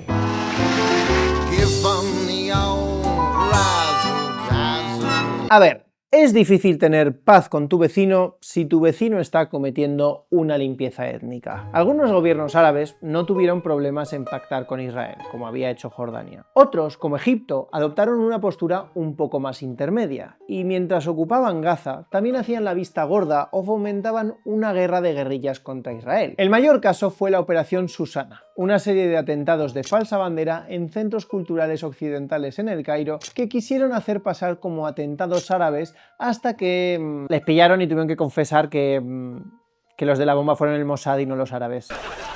¿He sido yo? Desde 1948, Israel utiliza mucho la imagen de David contra Goliat, esta idea de que ellos son un pequeñito estado que se defiende heroicamente en medio de un mar de enemigos que son mucho más grandes que él. O, como prefiero llamarlo, la táctica I'm just a little guy. Y en todas las guerras que ha habido desde el 48, siempre ponen como agresores al resto de países árabes o más recientemente a Hamas. Pero más a menudo Israel ha sido el perro agresivo de las potencias occidentales, el que escala la acción, el que hace lo que le sale de los huevos y se salta el derecho internacional. Por ejemplo, 1956, el Egipto de Nasser llevaba años bloqueando el estrecho de Tirán para que no pudieran llegar buques a Israel. Y en julio de 1956 decidió nacionalizar el Canal de Suez. A Francia y Reino Unido, las principales potencias coloniales en la región, esto les sienta fatal, así que se alían con Israel para que ellos empiecen una guerra y luego apoyarles. 3 meses después, Israel invade Gaza y la península del Sinaí. Y en Gaza, que no era territorio egipcio sino palestino, los israelíes entran a quemarropa, con masacres como la de Han Yunis y ejecuciones sumarias en campos de refugiados, incluso cuando no había resistencia. Francia y Reino Unido, como quien no quiere la cosa, se proponen como mediadores en un proceso de paz, y Egipto lo rechaza con razón porque sabían que no iban a ser neutrales. Así que ahora Francia y Reino Unido tienen justificación para intervenir ellos mismos directamente y doblegar a Egipto. Israel intentará aprovechar para ocupar el Sinaí y Gaza, pero Estados Unidos y la Unión Soviética, los nuevos grandes actores del tablero mundial, deciden intervenir para calmar a los niños y de paso bajarle el humo a Francia y Reino Unido y demostrarles que ya no mandan ellos. Mientras todo esto pasaba, los palestinos que seguían en Israel continuaban viviendo bajo una ley marcial. O por ejemplo la Guerra del 67, también llamada la Guerra de los 6 días, en la que Israel sobrepasó la línea verde y empezó ya con todas las letras la ocupación de ese 20% de Palestina que se habían dejado en 1948. La excusa que usaron, y la que vendieron a todo el mundo, era que ellos estaban atacando de forma preventiva, que Egipto había juntado sus tropas en la península del Sinaí porque pensaba atacarles, así que ellos dispararon primero para defenderse, lo que ellos llamaban un contraataque preventivo. Bien, pues para variar esto es mentira. Israel fue a su nuevo mejor amigo, Estados Unidos, la potencia occidental que dominaba el tablero internacional, y le pidió permiso para atacar. 3 agencias de inteligencia distintas informaron a Israel de que Egipto no iba a atacarles, que no había ninguna amenaza ni ningún peligro. Y aún así, Israel decidió invadir Gaza y el Sinaí en un ataque sorpresa. ¿Y por qué no? Ya que estaba, pues invadía Cisjordania y Jerusalén Este, y de paso los Altos del Golán. Varios generales israelíes reconocieron años después que sabían que no había amenaza. Incluso Menachem Begin, primer ministro israelí y exterrorista, aunque a estas alturas uno se pregunta si los dos términos no son sinónimos, lo reconoció. En junio de 1967 teníamos una elección. Las concentraciones del ejército egipcio en el Sinaí no demostraban que Nasser fuera a atacarnos. Debemos ser honestos con nosotros mismos. Nosotros decidimos atacarle. Pero el relato de un pobre país rodeado e indefenso que había conseguido ganar a los enemigos que le rodeaban ya había calado. Esta guerra y esta mentira serían las que iniciarían una nueva ocupación en Cisjordania y Gaza, una que dura hasta hoy. Después de la guerra, la ONU aprobó la resolución 242 que ordenaba a Israel retirar sus tropas de los territorios ocupados, pero lo hacía utilizando un lenguaje ambiguo. Israel debía retirarse, sí, pero cuando crease unas fronteras seguras y libres de amenaza o actos de fuerza. La resolución tampoco mencionaba a los palestinos ni un posible Estado palestino, por lo que las únicas fronteras que se reconocían de facto eran las de Israel, que empezaría a fortificar sus posiciones en el Sinaí y en los altos del Golán. Y tal y como estaba formulado en la resolución, era Israel quien determinaba lo que era seguro y lo que no. Israel podía alargar la ocupación indefinidamente mientras no se sintiese seguro. Igual que en el plan del alto al fuego del pasado octubre. Se habla de una retirada israelí, pero no se le pone fecha, y se condiciona la retirada a que Israel diga que Me siento seguro. Israel no es una democracia. Creo que todos entendemos que un Estado no es democrático por votar cada 4 años, o tendríamos que decir que tanto Rusia como Venezuela son democracias. Pero una democracia requiere una separación de poderes y una garantización de derechos a todos los ciudadanos. Hasta 1966, Israel tenía un 20% de su población bajo una ley marcial que les negaba los derechos civiles y humanos básicos. Un palestino que viviera en Israel podía ser sometido a todo tipo de ataques sin ningún tipo de consecuencia. Las tropas israelíes podían demoler su casa y los palestinos no podían hacer nada ni acudir a los tribunales. En este tiempo, Israel disparaba a los refugiados que intentaban volver a sus tierras y propiedades, imponía toques de queda y disparaba sin preguntar a quién se los saltaba. Todo con la esperanza de seguir echando a los palestinos de sus tierras. Después de 1966, aunque paró la ley marcial, los palestinos dentro de Israel siguieron siendo ciudadanos de segunda. Y al año siguiente, en 1967, esa ley marcial se extendería al resto de palestinos. Como escribe Ilan Pappé, la prueba de fuego de cualquier democracia es el nivel de tolerancia que está dispuesto a extender a las minorías que viven en ella. A este respecto, Israel se queda muy lejos de ser una verdadera democracia. Israel había construido su identidad en torno a ser un Estado judío y democrático. Pero estos dos términos son contradictorios. Israel se definía y se define como el hogar nacional del pueblo judío. Eso exigía que un grupo concreto estuviera al mando y formulando las leyes. Y para poder tener una democracia en la que los cargos eran elegidos, pero a su vez mantener ese carácter judío, necesitaban mantener la mayoría demográfica. Por suerte para ellos, habían conseguido convertirse en la mayoría en su territorio gracias a la limpieza étnica, pero si querían mantener esa mayoría, iban a necesitar todo un aparato legal. Hay varias leyes antidemocráticas en Israel, y todas tienen que ver con cómo tratan a los palestinos para diferenciarlos y vulnerar sus derechos. Dos de las primeras y más importantes son la ley de retorno y la ley de ciudadanía. La ley de retorno establecía que Israel pertenece a los judíos del mundo, y que cualquier judío podía volver a Israel y convertirse en ciudadano de manera automática. A la vez que se aprobaba esa ley, se negaba el derecho de retorno a los refugiados palestinos, algo que incluso la ONU exigía para respetar el derecho internacional. Pero ya sabemos que para Israel el derecho internacional es una sugerencia. Otra de las leyes más importantes es la que define ciudadanía y nacionalidad como dos cosas distintas. La nacionalidad israelí no existe. Un ciudadano israelí tendrá en su carnet de identidad la nacionalidad marcada como judío. Si no eres judío, puedes ser ciudadano, pero no nacional. Así que los palestinos y otros ciudadanos no judíos tienen un estatus aparte que les impide acceder a ciertos derechos y que les limita el acceso a vivienda o a propiedad. A los palestinos en Israel, con la excusa de que no hacen el servicio militar, se les limita el acceso a servicios y becas del gobierno, a la vivienda o al empleo. El 90% de la tierra es propiedad de la Jewish National Fund, y los propietarios no tienen permitido hacer transacciones con ciudadanos no judíos. Esto significa que los palestinos cada vez pierden más tierra, mucha de ella confiscada para hacer asentamientos judíos donde, por supuesto, los palestinos no pueden vivir, porque son para judaizar la tierra. Igual que yo he judaizado este hummus, estos dátiles y este dolma. Servicios públicos como guarderías o escuelas se centran sobre todo en zonas y barrios de mayoría judía. También los matrimonios mixtos están prohibidos porque no se permite el matrimonio civil. La primera ministra Golda Meir llegó a decir que un judío que se casara con un gentil estaría uniéndose a los 6 millones de víctimas del Holocausto. Y viendo el percal, esta es de las declaraciones más normales que ha hecho un primer ministro israelí. Todo esto garantiza que en Israel los judíos se mantienen como un grupo mayoritario y privilegiado. En 2018 se aprobó la Ley Fundamental del Estado-Nación, que establece a Israel como el hogar nacional del pueblo judío y que el derecho de autodeterminación es exclusivo del pueblo judío. Porque esta política racista y discriminatoria no es un vestigio del pasado ni un error de cálculo, es parte de la identidad misma del Estado de Israel que llevan reiterando los últimos 70 años. En el sionismo, incluso en el sionismo de izquierdas, Israel debe permanecer siendo el Estado del disperso pueblo judío y no debe convertirse en el Estado de todos sus ciudadanos, algo que repetiría Netanyahu en 2019, y algo que, evidentemente, es profundamente antidemocrático. De acuerdo a la ley fundamental israelí del Knesset de 1958, el comité electoral puede impedir la participación electoral de cualquier candidato o partido cuyos objetivos o acciones quieran negar la definición de Israel como un Estado judío y democrático.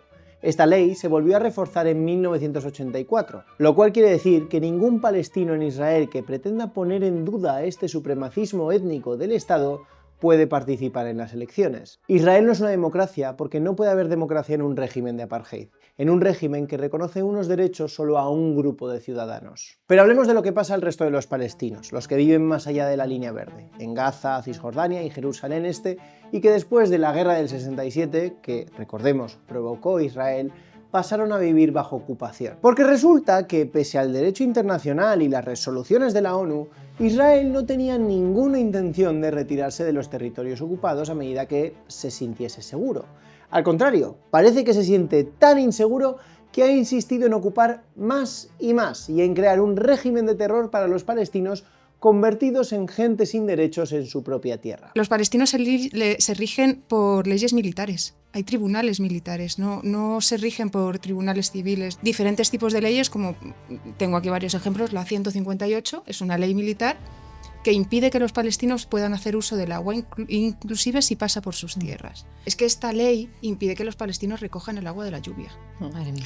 Porque es propiedad del Estado de Israel. Así no se te van a ir las inseguridades, cariño. Seamos sinceros, Israel nunca tuvo intención de retirarse de estas tierras. En los 90, durante los acuerdos de Oslo, que tenían la supuesta intención de negociar una paz entre Israel y Palestina, con mediación de Estados Unidos, el primer ministro Ariel Sharon volvió de una de las negociaciones con un aviso para los colonos. Moveos, corred y tomad tantas colinas como podáis, porque todo lo que tomemos ahora será nuestro. Todo lo que no tomemos irá a ellos. Unas declaraciones que por supuesto demuestran un gran compromiso por la paz y por poner fin a la ocupación. Desde 1967, Israel ha borrado las fronteras reconocidas internacionalmente de sus mapas, atlas y libros de texto. La única vez que hubo una retirada fue de Gaza en 2005 y fue meramente estratégica porque no podían controlar ese territorio y preferían centrarse en Cisjordania, y aún así Gaza siguió sitiado y completamente rodeado, es decir, ocupado. No, Israel no tiene la más mínima intención de poner fin a la ocupación, de retirarse o de buscar la paz. Lo que Israel lleva casi 60 años haciendo en estos territorios ocupados ha sido establecer un gobierno militar para poder seguir haciendo lo que había hecho con los palestinos en Israel hasta un año antes de empezar la ocupación del resto de Palestina. Un salvaje oeste en el que los palestinos pueden ser torturados y detenidos sin cargos y sus tierras son simplemente futuras adquisiciones de los colonos sionistas. Como dice Ilan Pappé, desde el principio de la ocupación los palestinos recibieron dos opciones: aceptar la realidad de un encarcelamiento permanente en una megaprisión durante un tiempo indefinido o provocar el poderío del ejército más potente de Oriente Medio. Cuando los palestinos resistieron, como hicieron en 1987, 2000, 2006, 2012, 2014 y 2016, fueron atacados como soldados y unidades de un ejército convencional. Así, se bombardearon pueblos y ciudades como si fueran bases militares y se disparó contra la población civil desarmada, como si se tratara de un ejército en el campo de batalla.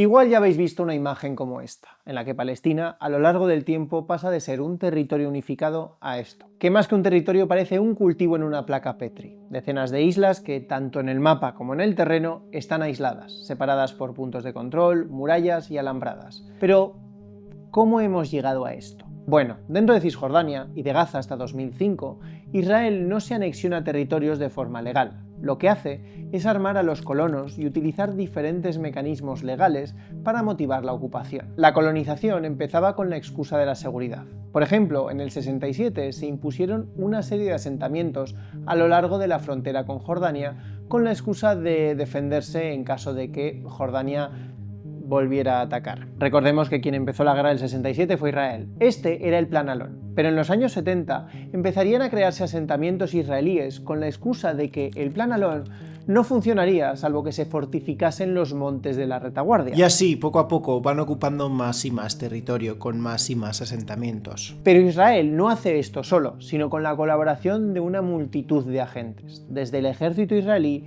a empresas capitalistas, medios y tribunales. En su libro Hollow Land, Eyal Weizman pone el ejemplo del asentamiento de Migrón, nombre que hace referencia a la aldea bíblica que supuestamente se encontraba debajo de los campos de cultivo de los palestinos a los que les robaron las tierras. Ya os digo yo que ahí debajo no había nada y que los arqueólogos no encontraron nada previo a la Edad Media, pero no le quites la ilusión de estar reviviendo la Biblia a los señores sionistas, claro. Migrón se levantó en 1999, pero no de forma oficial por decreto del gobierno.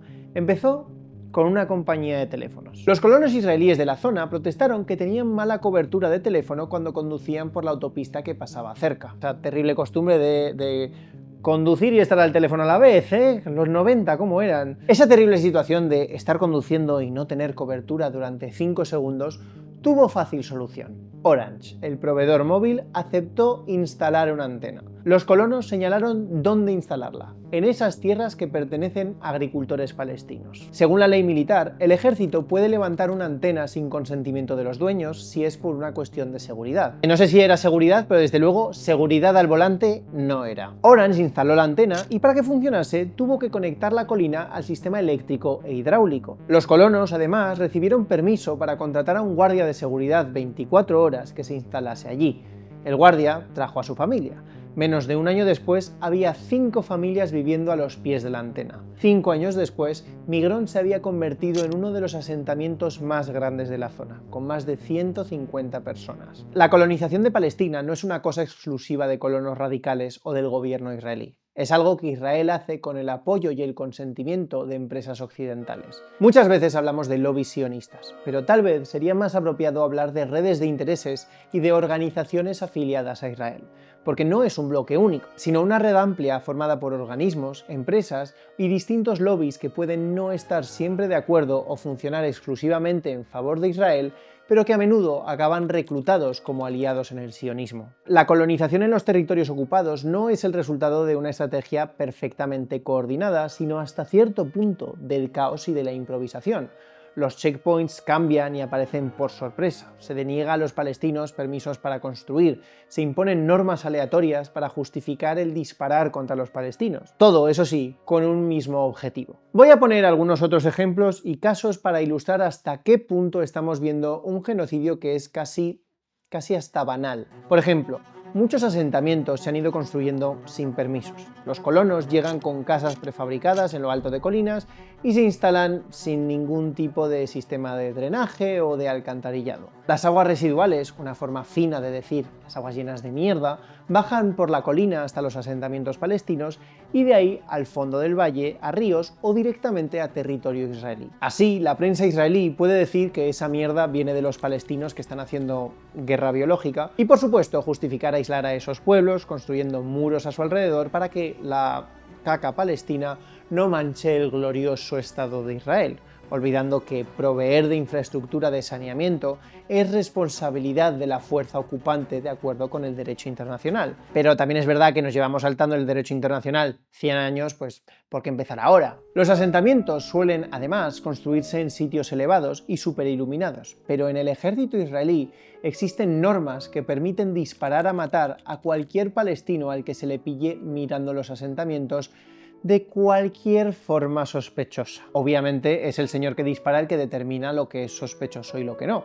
Los palestinos no deben mirar, pero los asentamientos se construyen para que sean imposibles de evitar. En Jerusalén, a la población palestina se le define como una bomba de relojería demográfica, y no dejan de buscarse formas de echar a los palestinos para que no sean demasiados. Sorprendente esto de que utilicen el Antiguo Testamento para justificar todo lo que hacen, incluso cuando a quien están imitando es al faraón. Los hebreos llegaron a ser demasiado numerosos. Podían alzarse contra nosotros. Y para impedir que los palestinos sean demasiados, pues por ejemplo les prohíben construir nuevos pisos. Muchos palestinos que no pueden acceder a ciertos empleos, al final acaban yéndose porque no pueden pagar el aumento de los precios. Entre el 67 y el 2005, más de 50.000 palestinos perdieron su casa en Jerusalén. Aparte de esto, la población palestina es utilizada como experimento no solo para Israel, sino para todos sus aliados. Israel tiene una de las industrias armamentísticas más punteras y lucrativas del mundo. Desarrollan armas que prueban en los cuerpos palestinos en Gaza, Cisjordania o Jerusalén y que luego venden con el sello de efectividad. Un ejemplo es el skunk o agua fétida, un líquido con un olor pútrido que penetra en la piel y en todo y que puede seguir oliéndose durante semanas. Esta arma fue desarrollada por el ejército israelí, que no ha dudado en dispararla a las casas palestinas. Hoy se vende como arma antidisturbios en todo el mundo. Israel incluso hace uso de agencias humanitarias para ocupar y colonizar las tierras palestinas. Lo hemos visto este año con la Gaza Humanitarian Front, que creaba puntos de entrega de comidas donde el ejército abría fuego para convertirlos en trampas mortales, pero esto no es nuevo. En 2003 el ejército israelí inició el programa Otra Vida, que supuestamente iba a mejorar la vida de los palestinos, entre otras cosas, encargándose de suplir los problemas causados por los checkpoints del ejército. Abrieron nuevos sistemas de paso más humanitarios en los territorios ocupados, que se acabaron convirtiendo en simplemente más y más controles, pero unos que eran particularmente crueles. Estos sitios de paso humanitario tenían un sistema de torniquetes diseñado para que el ejército pudiera pararlos con un botón, haciendo que mucha gente se quedase encerrada y así detenerlos. Los torniquetes, además, eran más estrechos. Los torniquetes estándar rondan entre unos 75 o 90 centímetros de ancho. Estos eran de 55 centímetros. Este detalle tan aparentemente mínimo y banal se convertía en una herramienta de tortura, sobre todo para ancianos, gente que se movía con niños, embarazadas, gente gorda. Este modelo de colonialismo es lo que llamamos el colonialismo de asentamiento, donde lo que prima es acceder al territorio, conseguir más y más y más control. Esto no implica siempre genocidio, y cuando tiene manifestaciones genocidas no es de forma continuada en el tiempo. Lo que sí es constante en el colonialismo de asentamiento es lo que el historiador Patrick Wolf llama la lógica de eliminación. Se elimina a los nativos para acceder al territorio. La invasión no es un evento, es una estructura que necesita destruir para sustituir y deshumanizar a los nativos para desarrollar una justificación moral de las atrocidades. La retórica con la que Israel vende la ocupación es siempre que es algo necesario y temporal hasta que los palestinos se porten mejor, mientras hacen la vida imposible a los palestinos porque cualquier resistencia servirá para justificar que la ocupación es necesaria. Es pegar a alguien una y otra vez, y el día que te devuelve la torta, aunque sea con las pocas fuerzas que le quedan, darte la vuelta y gritar al mundo ¿veis? Y retomar las palizas con el triple de fuerza. Para pacificar los territorios se tienen que emplear medidas de seguridad temporales, pero como los palestinos se rebelan ante esas medidas de seguridad, los asentamientos que se pusieron para pacificarles, se imponen más medidas temporales de seguridad, el muro, para manejar la resistencia y violencia, y así sucesivamente. De puertas para afuera, Israel vende la ocupación como una ocupación ilustrada, como algo que empezó con buenas intenciones, pero solo se ha vuelto más duro porque los palestinos se resistieron. Cuando empezaron las revueltas que dieron lugar a la primera intifada en el 87, el primer ministro Yitzhak Rabin ordenó básicamente el asesinato indiscriminado de personas con francotiradores y tanques. Ordenó ir casa por casa. Se detuvo a más de 2.500 palestinos en 2 semanas, muchos de ellos adolescentes, de edades tan bajas como 12 años. Se sacó a heridos de las camillas del hospital para detenerlos. Esta era la política de romperles los huesos. Yitzhak Rabin era considerado moderado. Cuando, debido a la presión internacional, entró en los acuerdos de Oslo para empezar negociaciones con Yasser Arafat, los sionistas más radicales le marcaron como un traidor al sionismo. Netanyahu y su partido organizaron manifestaciones en contra de Rabin, quemando imágenes suyas donde le ponían un uniforme nazi. Un mes después, Rabin sería asesinado por un sionista de extrema derecha. Pero esto no es sorpresa. Como llevamos viendo... ya ni sé... El sionismo es un movimiento supremacista que se radicaliza incluso contra su propia gente.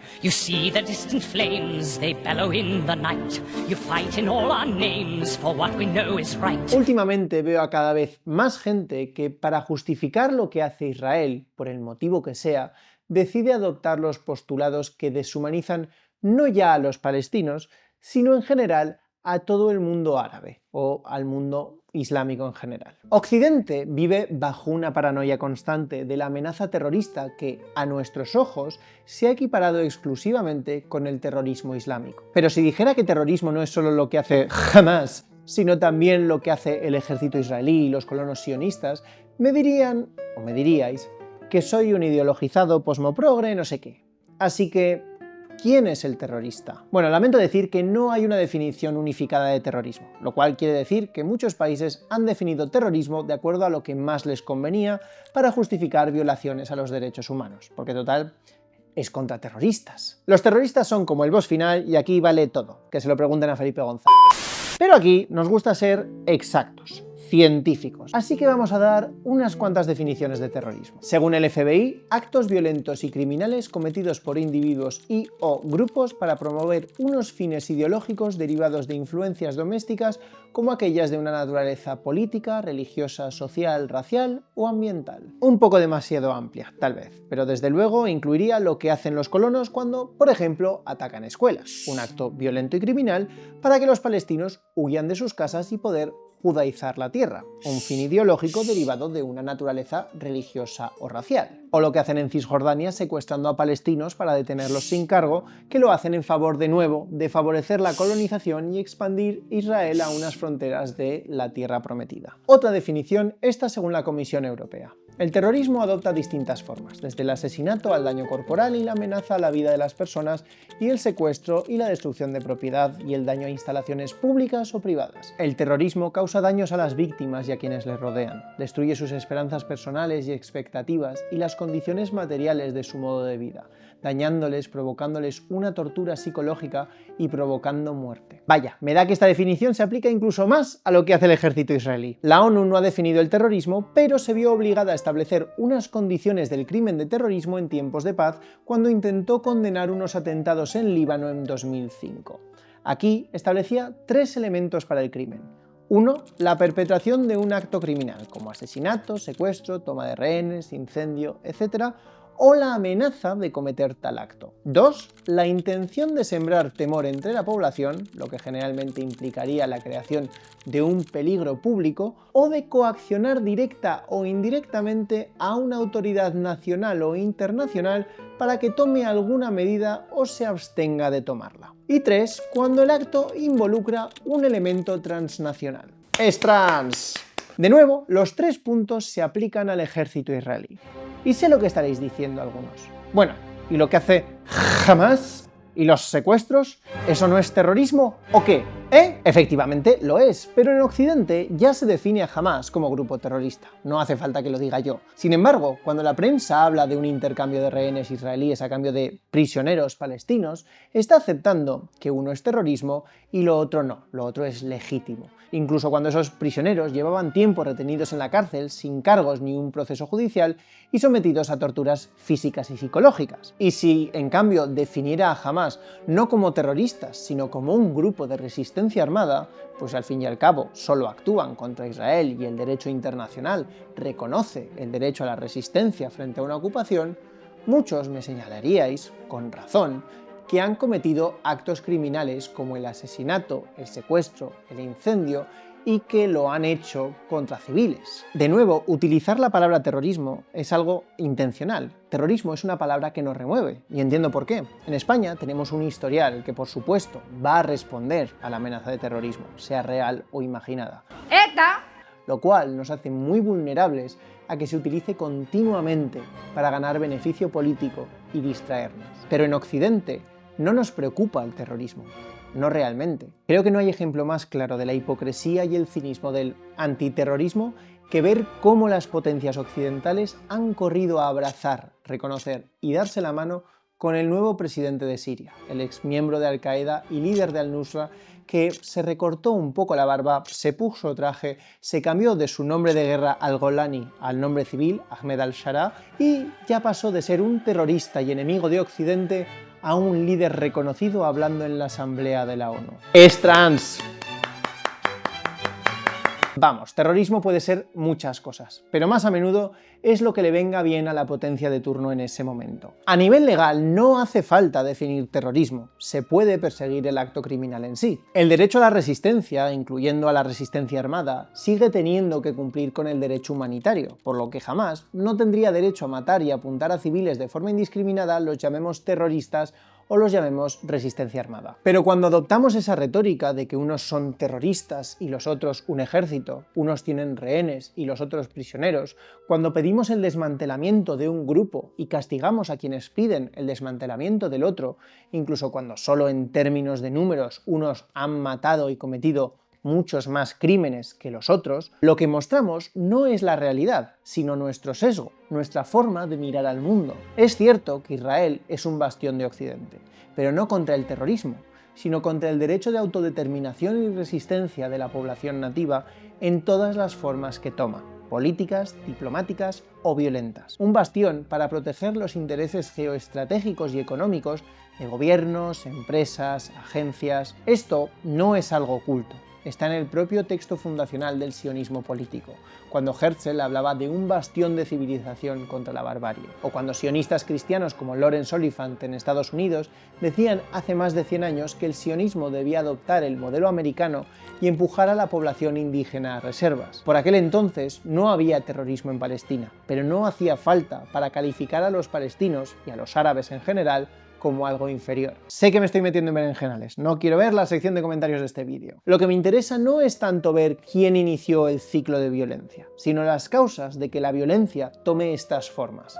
Israel ha utilizado el terrorismo a lo largo de toda su historia. Lo utilizó con grupos como Lehi e Irgun en su fundación, lo usa en la ocupación dando armas a los colonos y manga ancha al ejército. Pero también ha utilizado el terrorismo contra su propia gente, desde los atentados en Bagdad hasta la financiación de Hamás. En 1998, Netanyahu confesó al primer ministro turco que Hamás tenía cuentas bancarias en Israel y que ellos les apoyaban, pidiéndole que aportase él también para financiar a Hamás. Años después, en 2019, confesó cuál era la estrategia en una conferencia del partido. Cualquiera que quiera frustrar el establecimiento de un Estado palestino tiene que apoyar el fortalecimiento de Hamás y la transferencia de dinero a Hamás. Esto es parte de nuestra estrategia, aislar a los palestinos de Gaza de los palestinos en Cisjordania.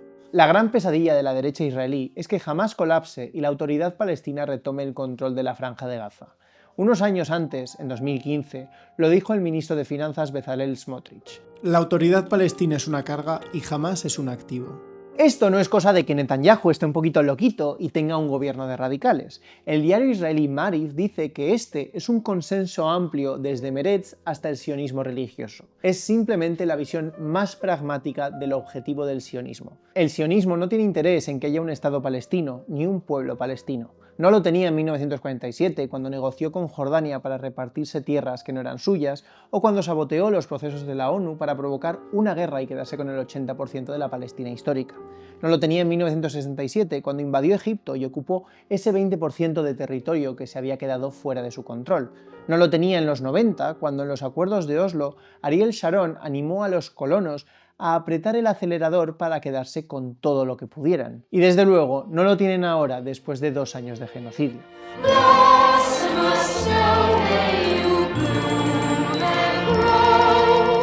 Los sionistas dicen que todos los palestinos están radicalizados, que son todos terroristas, que matar a un niño está justificado porque crecerá para ser un terrorista, que los educan para ser terroristas. Pero lo que radicaliza a alguien no es que en el colegio le dieran una clase, es que asesinen a su madre de un disparo, que secuestren a su padre y que reduzcan su casa y su escuela a escombros, que le empujen a la desesperación. Y aún así, si nos fijamos en los números, la sociedad que está radicalizada no es la palestina.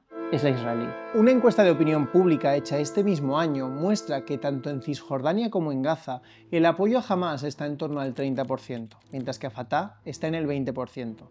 Mientras tanto, en Israel, un 81% de los judíos israelíes se opone a la existencia de un Estado palestino. Un 82% apoyaría la expulsión forzada de los habitantes de Gaza a otros países, es decir, la limpieza étnica, con un 54% declarándose muy a favor. Un 56% estaba a favor de expulsar a los palestinos con ciudadanía israelí y un 47% estaban de acuerdo con que cuando se conquistase una ciudad, el ejército hiciese como los israelitas con Jericó y matase a todos los habitantes, hombres, mujeres y niños. O sea, casi la mitad de la población está a favor de la masacre de todos los civiles. ¿Quién es el civilizado aquí? El sionismo es una ideología y un movimiento que vive de radicalizar. Por un lado, radicalizar a los palestinos a base de sabotear cualquier vía política, democrática o diplomática para la autodeterminación y para aliviar su sufrimiento, a base de atacarles, secuestrarles y expropiarles. Luego, cualquier atisbo de resistencia palestina, por pequeño que sea, es utilizado por Israel para multiplicar su violencia contra los palestinos y venderlo como seguridad y como algo justificado. Pero también el sionismo vive de radicalizar a la gente a la que dice querer proteger.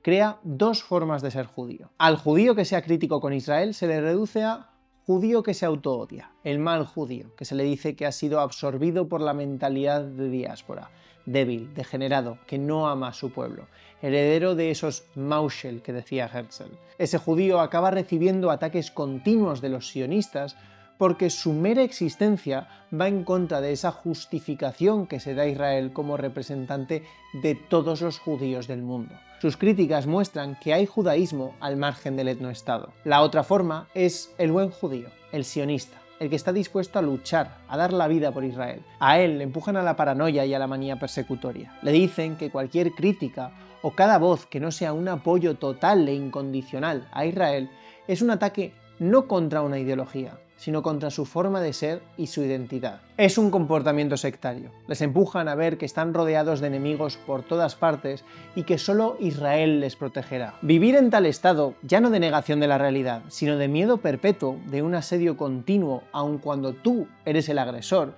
me parece algo fascinante. Porque a nivel mental eso es terrible, y no solo para los palestinos, sino para los mismos israelíes que cuando se hace cualquier gesto en apoyo de Palestina se sienten atacadísimos. Y no me malinterpretéis, no es que me den pena. La mayor víctima del sionismo son los palestinos, no los israelíes. Los palestinos que, en pos de un proyecto colonial, han sido tan deshumanizados que los violan en las cárceles, trafican con los órganos de los asesinados, saquean sus campos y se ven día sí y día también sometidos a los ataques del ejército y de los colonos, sin que parezca que importe. Pero me interesa entender esa mentalidad israelí para ver qué vías puede haber, si se puede desradicalizar a la sociedad y cómo. Para Israel, los palestinos nunca serán víctimas, solo agresores, porque después de la Segunda Guerra Mundial, a medida que el mundo se descolonizaba, su relato pasó a ser que ellos eran las víctimas, y no pueden reconocer a los palestinos como seres humanos, como personas que sufren o como víctimas, porque eso sería reconocer que Israel es el agresor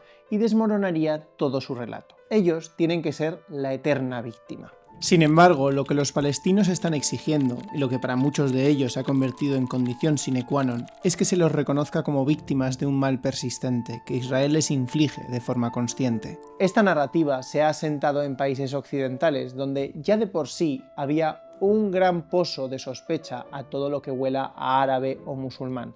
Da igual que sea Marruecos, Palestina o Irak o Afganistán, que ni siquiera es árabe. Por suerte o por desgracia, el genocidio ha abierto los ojos a mucha gente y ha mostrado a Israel como un agresor difícil de justificar, salvo para la gente más absorbida por la retórica que deshumaniza a los palestinos. Seguramente hayáis visto ya por internet a Hamza Saada, un actor y activista palestino que pasa bastante tiempo en Omegle hablando con gente, sobre todo con israelíes, acerca de Palestina. La reacción que recibe más a menudo son insultos, amenazas o incluso confesiones de israelíes que han asesinado a niños estando en las Fuerzas Armadas y lo admiten con orgullo. You guys kill Palestinian kids? Yeah.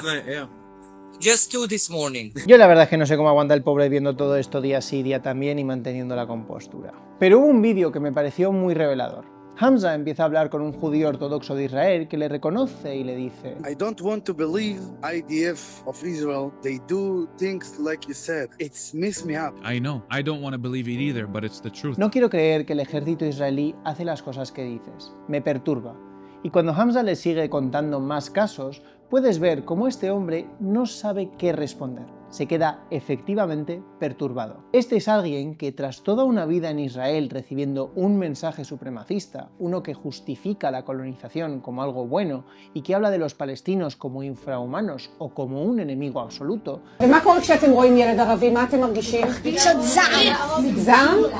de repente se da cuenta de que no es así. Se da cuenta de que ha sido engañado, que le han metido en una espiral de radicalización y que si quiere salir tiene que reevaluar prácticamente toda su vida. Hoy mucha gente dice que criticar el sionismo es antisemita porque un gran número de judíos son sionistas, a veces dando una cifra del 95%, aunque sin ninguna referencia o estudio que lo avale. Este es el argumento que más saca a pasear Israel para justificarse, lanzar la acusación de antisemita mientras se alían con verdaderos antisemitas que hablan de conspiraciones judías para acabar con Occidente. Pero que mucha gente comparta una ideología no hace ambas cosas equivalentes. Aparte del hecho de que la mayoría de sionistas no son judíos, la ideología sionista no es inherente a los judíos, ni parte de la cultura o la religión judía. El sionismo fue minoritario dentro del judaísmo durante décadas, y ese apoyo judío al sionismo está volviendo a bajar. El judaísmo existe de muchísimo antes que el sionismo, y seguirá existiendo mucho después de que el sionismo desaparezca. ¿Y qué podemos hacer?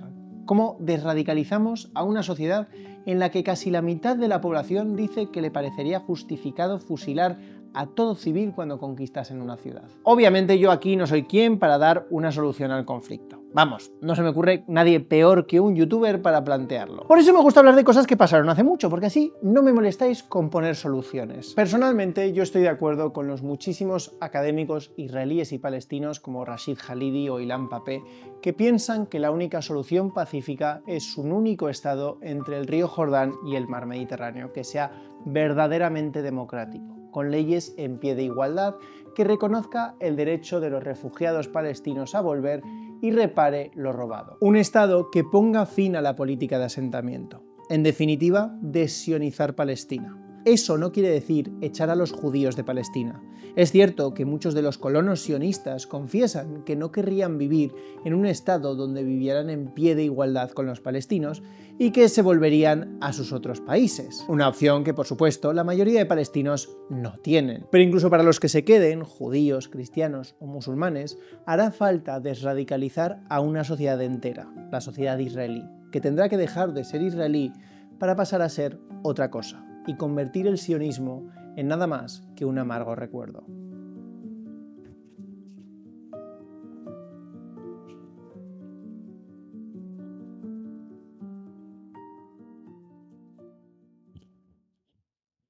Do you love Israel? Do you love Israel? Do you love Israel? Do you love Israel? La idea original era hacer falafel, pero se me ha olvidado poner a remojo los garbanzos, ¿vale?